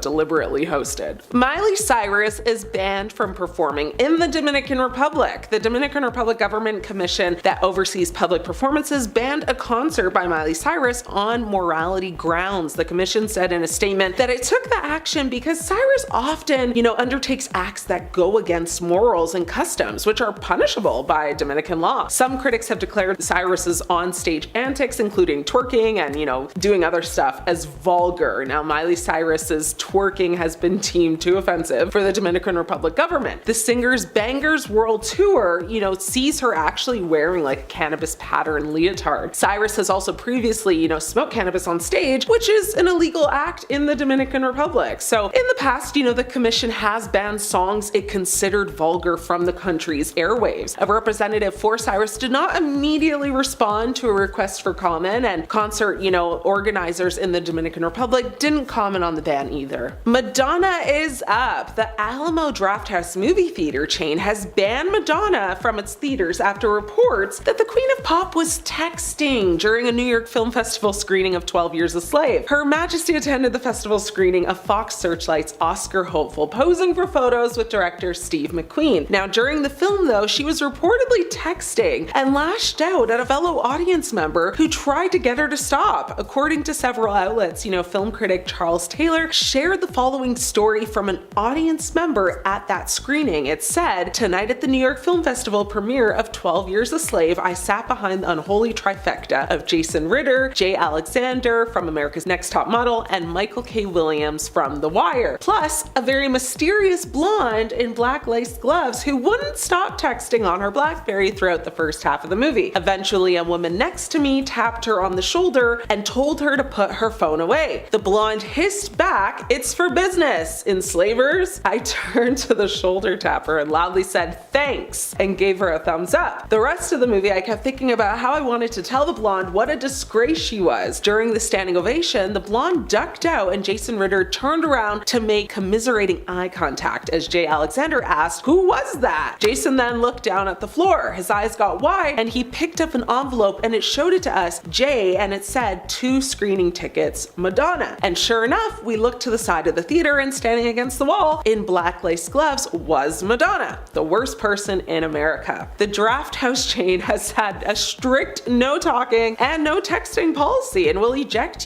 people who violate it. So when founder and CEO Tim League read reports of Madonna's behavior, he tweeted a tweet that said, "Until she apologizes to movie fans, Madonna is banned from watching movies here." Now, it's unclear if Madonna ever apologized, but honestly, I doubt she cares. Last on my list, I got Janet Jackson, sister to late Michael and queen of not apologizing. Janet Jackson says she was disinvited from the 2004 Grammys after her wardrobe malfunction scandal with Justin Timberlake at their Super Bowl halftime show that same year. In her documentary titled Janet, the singer reveals she was asked not to come back to the Grammy Awards after Timberlake accidentally stripped her during a Super Bowl performance. Now, on February 1st, 2004, a wardrobe malfunction occurred on stage at the annual NFL Championship. It might have seemed innocent enough, but the infamous moment had devastating consequences on Jackson's career. Jackson was on stage performing, a medley of her hits when fellow pop star Timberlake made a surprise appearance to perform a duet. The pair sang Timberlake's hit Rock Your Body when, at the final line of the song, the former NSYNC member actually pulled off a part of Jackson's costume. Timberlake was supposed to pull away the bustier to reveal a red lace bra. Instead, the garment malfunctioned and the singer exposed Jackson's bare chest instead. Now, the Together Again singer's chest was broadcast to the world with only a small shield to cover her modesty. It was shown for less than 1 second before CBS cut the shot. Though it was, mere milliseconds, Jackson's, partial nudity triggered a wave of outrage across conservative America. It was aired to an audience of around 150 million viewers around the world, and the Federal Communications Commission received more than 500,000 complaints about the performance. The public pearl clutching over Jackson's chest would almost end her career. Janet's ex-boyfriend at the time, Jermaine Dupri, also added, that he quit his role as a member of the Grammys board, after he learned of the injustice. Janet and Dupri actually dated from 2002 to 2009, and he said, "I felt like they were disrespectful to Janet and I resigned at that point." Previously, the Huffington Post reported that Timberlake was allowed to perform after he tearfully apologized for the incident. The CBS chief executive, according to sources, was furious that Jackson didn't make an apology to him. Consequently, Jackson's music career began to suffer. Her songs and music videos were blacklisted from MTV and CBS as per the instruction of parent company Viacom. Now, the cultural impact of Jackson and Timberlake's performance was monumental. The inventors of YouTube even credited the incident, as one of the reasons they launched the platform. The moment also triggered a years-long debate and culture war about, misogyny and the unfair treatment of Jackson. Rose McGowan, who is best known for her role on the WB drama Charmed, has claimed that Harvey W. had her blacklisted from Hollywood. In the late 90s, he reportedly took advantage of her, and although she didn't press charges, she did reach a settlement with him for $100,000. Since then, she's found herself on the Hollywood blacklist. Filmmaker Robert Rodriguez actually confirmed this because he tried to get her off of that by offering her a part in his movie Grindhouse, which he was working on for a division of Harvey's company. Even though the film received great reviews from critics, it ended up tanking at the box office after Harvey had it buried. In tweets from 2017, Rose said she had sold a script to Amazon, which was in development, but then she learned a Harvey bailout was in the works, so she forcefully begged the studio head to do the right thing. She was ignored, deal was done, Amazon won a dirty Oscar. She said that she called her attorney, she said she wanted to get her script back, but before she could, Amazon Studios called to say her show was dead, and she was tweeting out repeatedly at the time. Now, she directed these tweets at Amazon founder and CEO Jeff Bezos, and he didn't respond. Now, it's not clear what script Rose was referring to, but in September of 2016,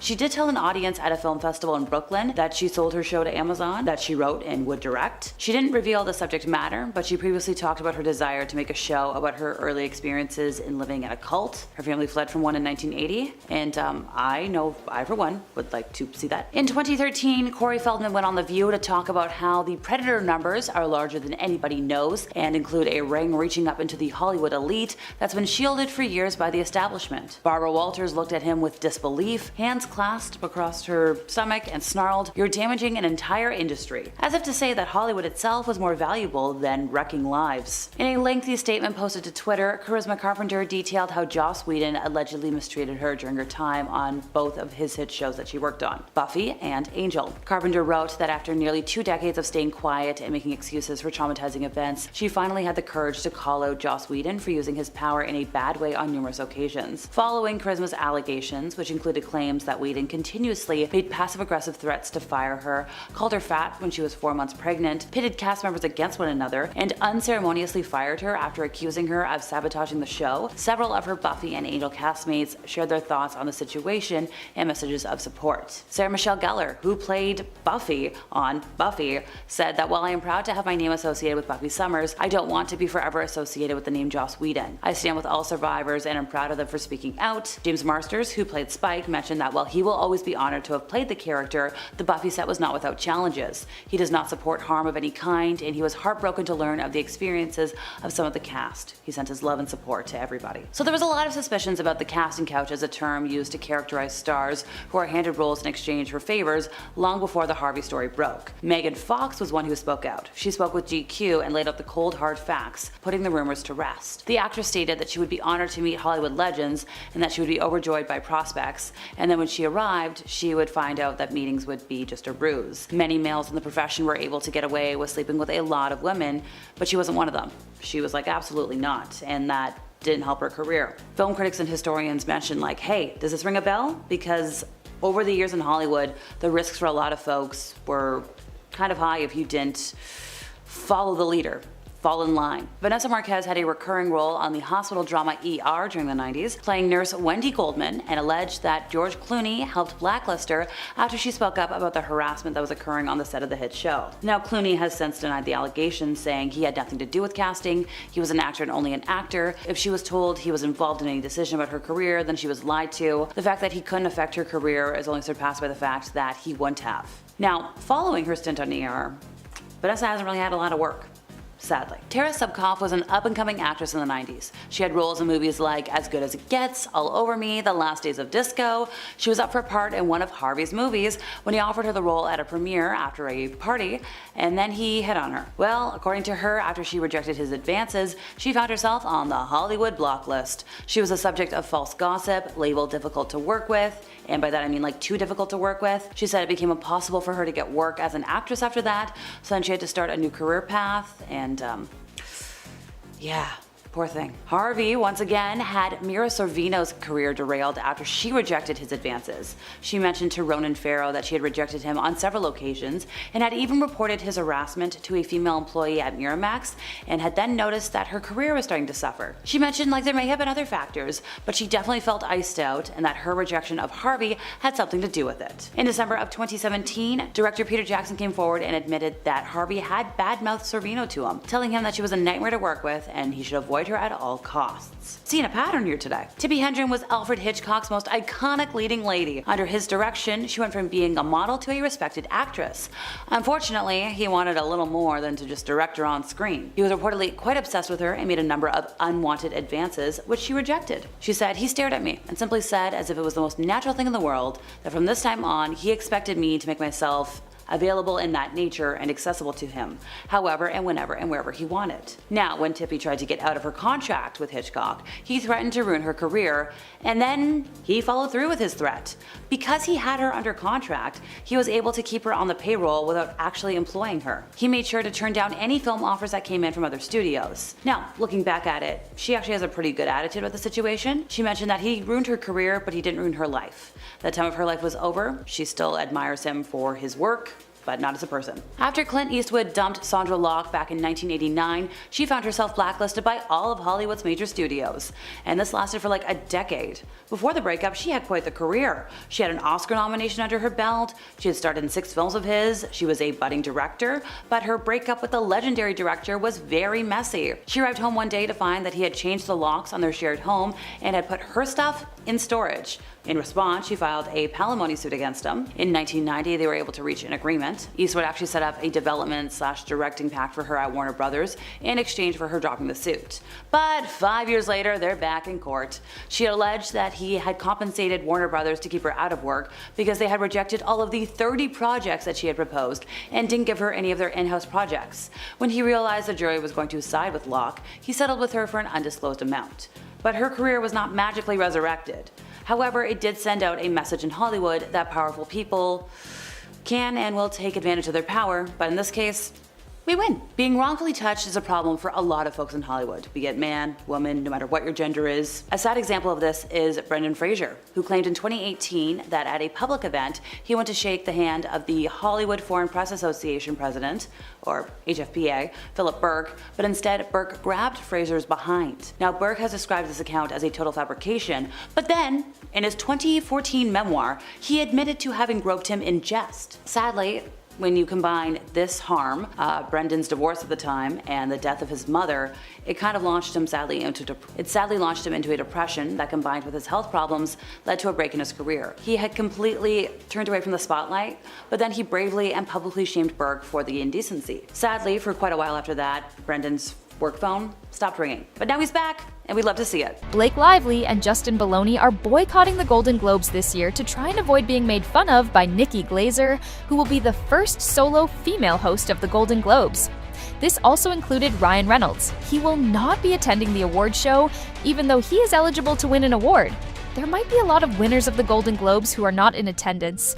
Brendan Fraser is boycotting the Golden Globes this year. Back in 2018, actor Brendan Fraser publicly accused Philip Burke, a former president of the Hollywood Foreign Press Association, of groping him at a luncheon. Fraser described the incident to GQ magazine, stating that Philip Burke inappropriately touched him during the event. He described feeling ill and like a little kid after the incident, and that it significantly impacted his career and confidence. The HFPA conducted an internal investigation and concluded that while Burke inappropriately touched Fraser, it was intended to be taken as a joke and there was nothing wrong, so nothing was ever done about the incident. Philip Burke has denied Fraser's accusations, calling them a total fabrication. In his 2014 memoir, he admitted to having pinched Fraser's butt. Tom Cruise. He was a winner of 3 Golden Globes. I say the word was because Tom Cruise gave back the awards. In 2021, Tom Cruise returned his 3 Golden Globe Awards to the Hollywood Foreign Press Association. This action was a direct response to the intense criticism and controversy surrounding the Hollywood Foreign Press Association at the time. But things didn't get resolved, so Tom Cruise will continue to boycott the Golden Globes. Tom Cruise has talked about the lack of diversity. The Hollywood Foreign Press Association faced significant backlash over the complete absence of Black members within its voting body. This lack of representation raised serious concerns about the organization's ability to fairly and accurately assess films and television shows that feature diverse casts and storylines. There has been an industry-wide backlash. The controversy sparked widespread condemnation from actors, filmmakers, and other industry professionals. Many called for significant reforms within the Hollywood Foreign Press Association. Nicolas Cage. He also returned his Golden Globe Award in protest of the Hollywood Foreign Press Association's lack of diversity. Hugh Jackman, who is up for an award for the movie Deadpool and Wolverine, he won't be attending. Nikki Glazer admitted she's a bit worried about facing online backlash in her role as Golden Globes host. Usually the opening monologue is the most controversial part of the show, so let's find out what if she gets called for her inappropriate humor. Also, let's see who is offended by her. Joy Coy hosted last year's award show and people hated it. Many viewers and critics felt his opening monologue was uninspired, awkward, and fell flat. Jokes that were intended to be humorous often landed with silence or uncomfortable laughter from the audience. It felt very awkward. Will Smith famously went viral after slapping Chris Rock at the 2022 Oscars. Who can forget that, right? Smith attended the ceremony with his wife, Jada Pinkett Smith, and the two sat together and waited to see whether he'd won the Best Actor award for his role as Richard Williams in the tennis biopic King Richard. Although Smith won Best Actor for King Richard, Chris Rock's G.I. Jane joke about Jada dampened the moment and led to Smith slapping the comedian, then only to return to his seat and yell at Chris to keep his wife's name out his mouth. And he said it twice, so you just know he was serious. Now, the US stream attempted to mute this moment, but the slap aired fully in other countries across the world. Smith tried to apologize during his acceptance speech and told audiences, that love will make you do crazy things. Now, despite this, Smith resigned from the Academy and released a statement acknowledging his public attack on Rock, accepting full responsibility. The Academy actually confirmed that Smith was actually banned from their events for 10 years. Smith, was due to actually present the Best Actress award in 2023, but Halle Berry and Jessica Chastain replaced him. Smith cannot return to the Oscars until 2033. Will Smith being banned from the Oscars for 10 years is a shocking outcome from, one of the most controversial moments in Oscar history. But there is,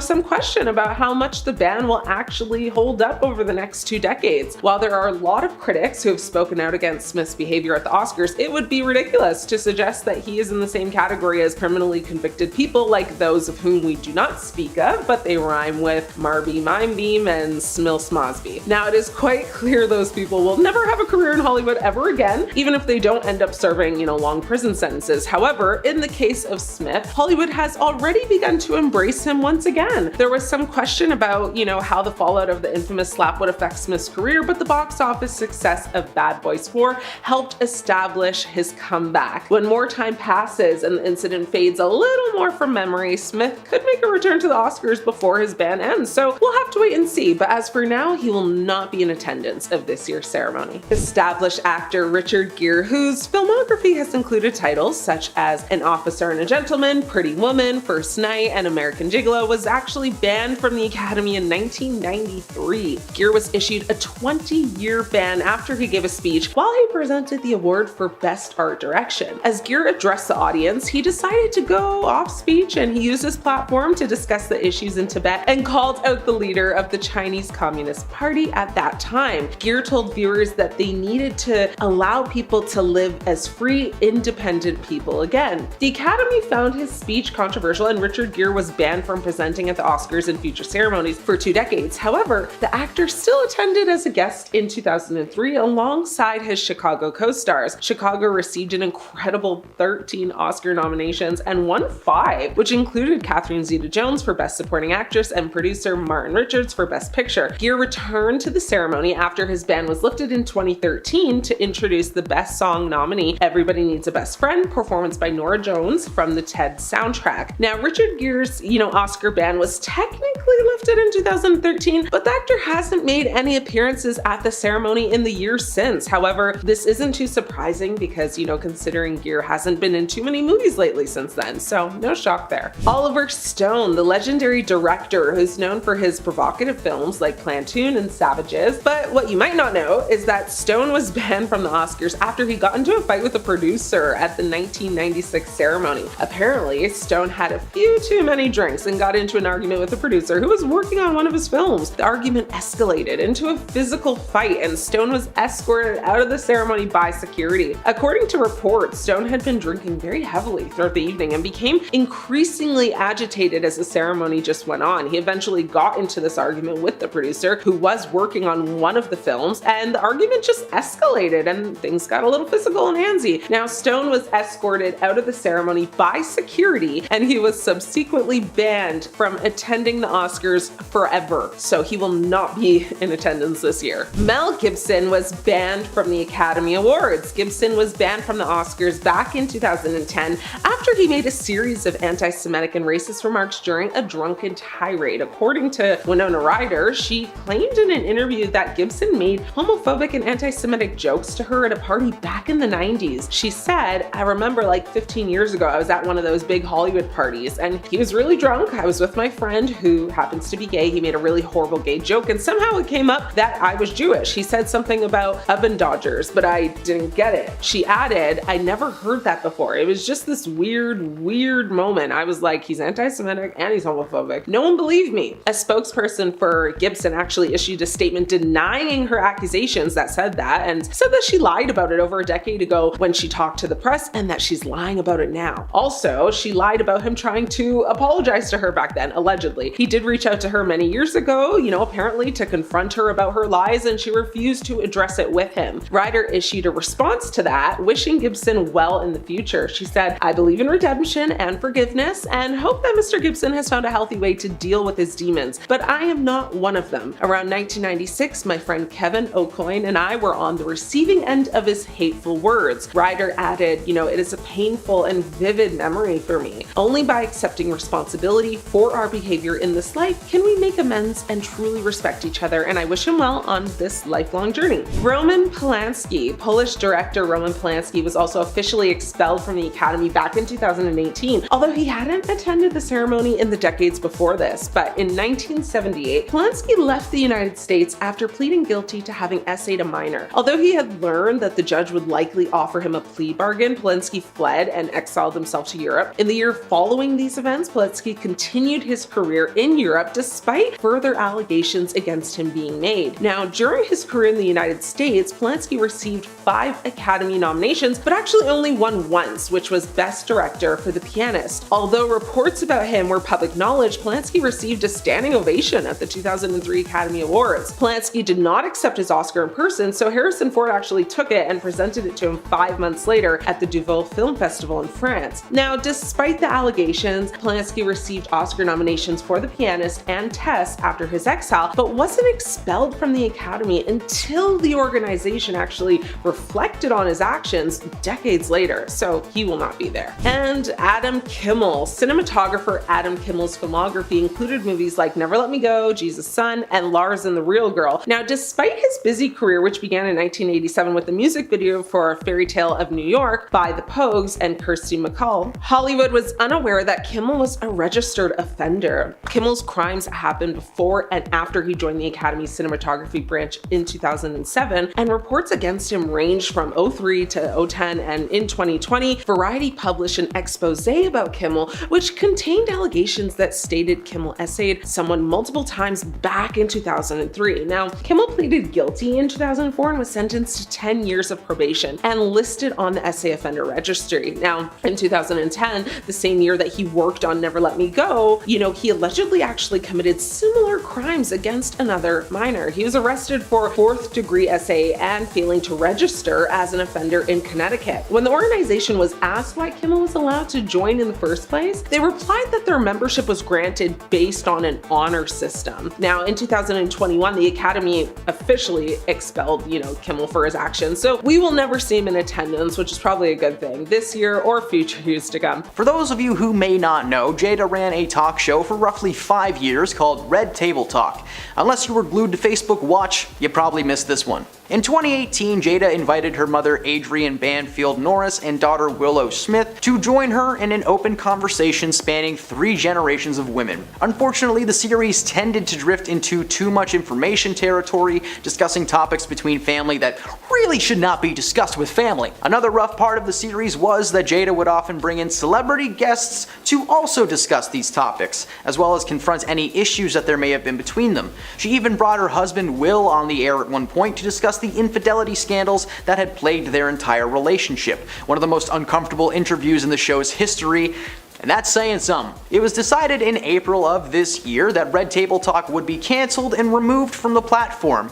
When you have a show that you not only starred in but created from top to bottom, it's 100% your fault when it's eventually cancelled. The show is currently looking for a new home in the world of streaming, but has yet to land on one. Thankfully. Number 9. Cleopatra. The ill-fated TV series Cleopatra hit the air this year and received some of the worst reviews in human history. The show, produced and narrated by Jada, was released on Netflix, and it quickly became one of the most mocked properties on the platform. The series starred a black actress named Adele James in the role of the titular Egyptian, causing many fans to call the casting choice cultural appropriation. Ironically though, Cleopatra has almost always been played by a non-Egyptian actor, with Elizabeth Taylor being the most famous portrayal betrayal of all time. On top of the controversial casting choice, the overall show was horrible. Many complaints centered around the lazy dialogue, the terrible acting, and the historical inaccuracies, with a ton of the show being set in the wrong time period while claiming to be a historical series. Netflix had to deal with a lot of hardships thanks to the show, literally turning off the comments for the trailer due to the alarming amount of racially fueled and hostile commentary. The show sits at a 2% on Rotten Tomatoes and is unfortunately one of the few production gigs that Jada has under her belt. When a show that could have been great tanks hard, Hollywood tends to blame the person who made the thing. Number 8. The cheating scandals. For a long time now, Will and Jada have attempted to hide their various marriage misdeeds, but they've never truly been successful. While both were rumored to have been cheating on each other multiple times, it was Jada who was actually confirmed to be the cheater pumpkin eater. While rumors had been circulating that Will was romantically involved with his co-star Margot Robbie from Focus, those were quickly laid to rest. However, Jada was most certainly cheating on Will several times over the years, with her Hawthorne co-star Mark Anthony and musician August Alsina and probably a few other people. The proof? Well, Will walked in on Jada and Mark getting busy and Will was reduced to tears. While they were able to hide it at the time, the conversation that took place between herself and Will on Red Table Talk was quite revealing. Now, I don't know about you, but I wouldn't want to cast someone who is known for causing trouble in my movie. Number 7. After Earth. In 2013, Jada helped to produce a film starring her husband Will and son Jaden Smith. Will Smith came up with the idea for After Earth while watching a science show on TV. And eventually that evolved into a science fiction story that takes place in the year 1000 AE, or 1000 years after the human race has left the planet because of pollution and global warming. The plot features a father and his teenage son who crash land on Earth. The teenager must save his injured father on what has become a hostile planet. Now, Smith developed the movie as a star vehicle for his 14-year-old son Jaden. The actor sold his post-apocalyptic vision to M. Night Shyamalan to direct, and this high-budget vanity project was a family affair, with Jaden, Will, Jada, and even her brother Caleb Pinkett being key members of the production. The $130 million Smith family affair hit the big screen in 2013 and was instantly met with harsh criticism, scoring 11% on Rotten Tomatoes. Critics lambasted pretty much every single detail, including a plot that was generally regarded as boring and lifeless. Number 6. Her biases. When the Oscars So White controversy erupted in 2016, Will and Jada were among the most vocal critics of the Academy. For the second year in a row, all 20 of the actors nominated in the lead and supporting roles category were white, something that had not happened since 1998. Jada released a much publicized video explaining why she was boycotting the Oscars that year, hoping to shine a spotlight on institutional racism. However, the majority of Hollywood did not appreciate the things that she was saying about them, not to mention, during an episode of her own talk show, the actress confessed that she has a tendency to judge others based on their race, revealing she specifically had a problem with white blonde women. According to Jada herself, blonde hair on a woman just kinda sets her off, and she's had to hold herself back a few times. She went on to reveal that she actually turned down several interviews over the years simply because the interviewer was a white blonde lady. She claims that her bias is due to her history of being bullied by women with those physical traits growing up. Regardless of why she hates them, blonde white women make up a lot of Hollywood these days, so it makes sense that Jada would be slapped on the do not hire list. Number 5. Neglectful parent. Rumors have been flying around for years that Willow and Jaden Smith basically raised themselves. At a young age, Jaden was on track to become an A-list actor after starring in the 2008 remake of the classic Karate Kid movie alongside martial arts and opera legend Jackie Chan. But he later shifted his focus to a more entrepreneurial side of things, developing his own fashion brand, which has gotten him a lot of success. His sister Willow opted to stick with her creative roots, however, and she made quite a name for herself in the hip-hop genre. Unfortunately, their independent behavior comes from a place of neglect. During an episode of Red Table Talk, Jaden confronted his parents, calling them out on their terrible parenting skills. With both being so busy in their careers, they were never home to care for the youngsters. Jaden and Willow recounted spending most of their childhood with nannies and teachers, only seeing their parents when they were working with them on projects or in between things, like when Jaden and Will were working together in the pursuit of happiness. Willow has backed up her brother's story, claiming that the parenting skills forced them to become mentally mature at a very young age, which may play some part in Jaden being so successful successful at 24. Despite appearing to be a happy family unit in the media, the reality is that Jaden and Willow have been raising themselves for a very long time, just making Jada look even worse than she already was. Number 4. The Nutty Professor. The Nutty Professor is a comedy classic from the legendary performer Eddie Murphy based on a film from 1963 of the same name starring Jerry Lewis as the leading man. In the 1996 remake, Jada Pinkett Smith portrayed Eddie's love interest Carla Purdy, and despite the film being a lighthearted romp sharing the message of self-love, people hated her in that role. Of all the actors on the screen, Jada is the most out of place. While there wasn't a slew of massive A-listers on command, the cast involved did a great job and everyone had their own little memorable moments. However, Jada is just kind of there. Jada's acting career has been limited over the years, and for good reason, especially when you put her next to a comedy legend like Eddie frickin' Murphy. That's like putting Jim Carrey and a tired sloth in a room together and telling them to have a rap battle. Jim Carrey wins every time. Her performance in the film was enough to make securing work in the following years difficult, but as you'll see, Hollywood gave her a second chance time and time again. Number 3. Gotham. Gotham is an underappreciated series from the world of DC set in Gotham City before Bruce Wayne even becomes Batman. We follow a young Jim Gordon as he deals with the criminals roaming Gotham streets. People like the Riddler, the Penguin, and of course Jada Pinkett Smith as mob boss Fish Mooney. Fish. DC is fantastic with names. The character acted as the frenemy to the Penguin, but whenever Jada was next to her co-star Robin Lord Taylor, she was outshined every time. In fact, she was outshined by everyone on the show. Her character was meant to be a scary bad guy that strikes fear into the hearts of those who encounter her, but instead, Jada delivered a monotone performance that the producers quickly noticed. By the end of season 3, Fish was written out of the story and left to rot on a dock. Number 2. Scream 2. Now, Scream 2 is not a bad movie. I'm just gonna start by saying that. The Scream franchise is considered to be one of the best horror series of all time.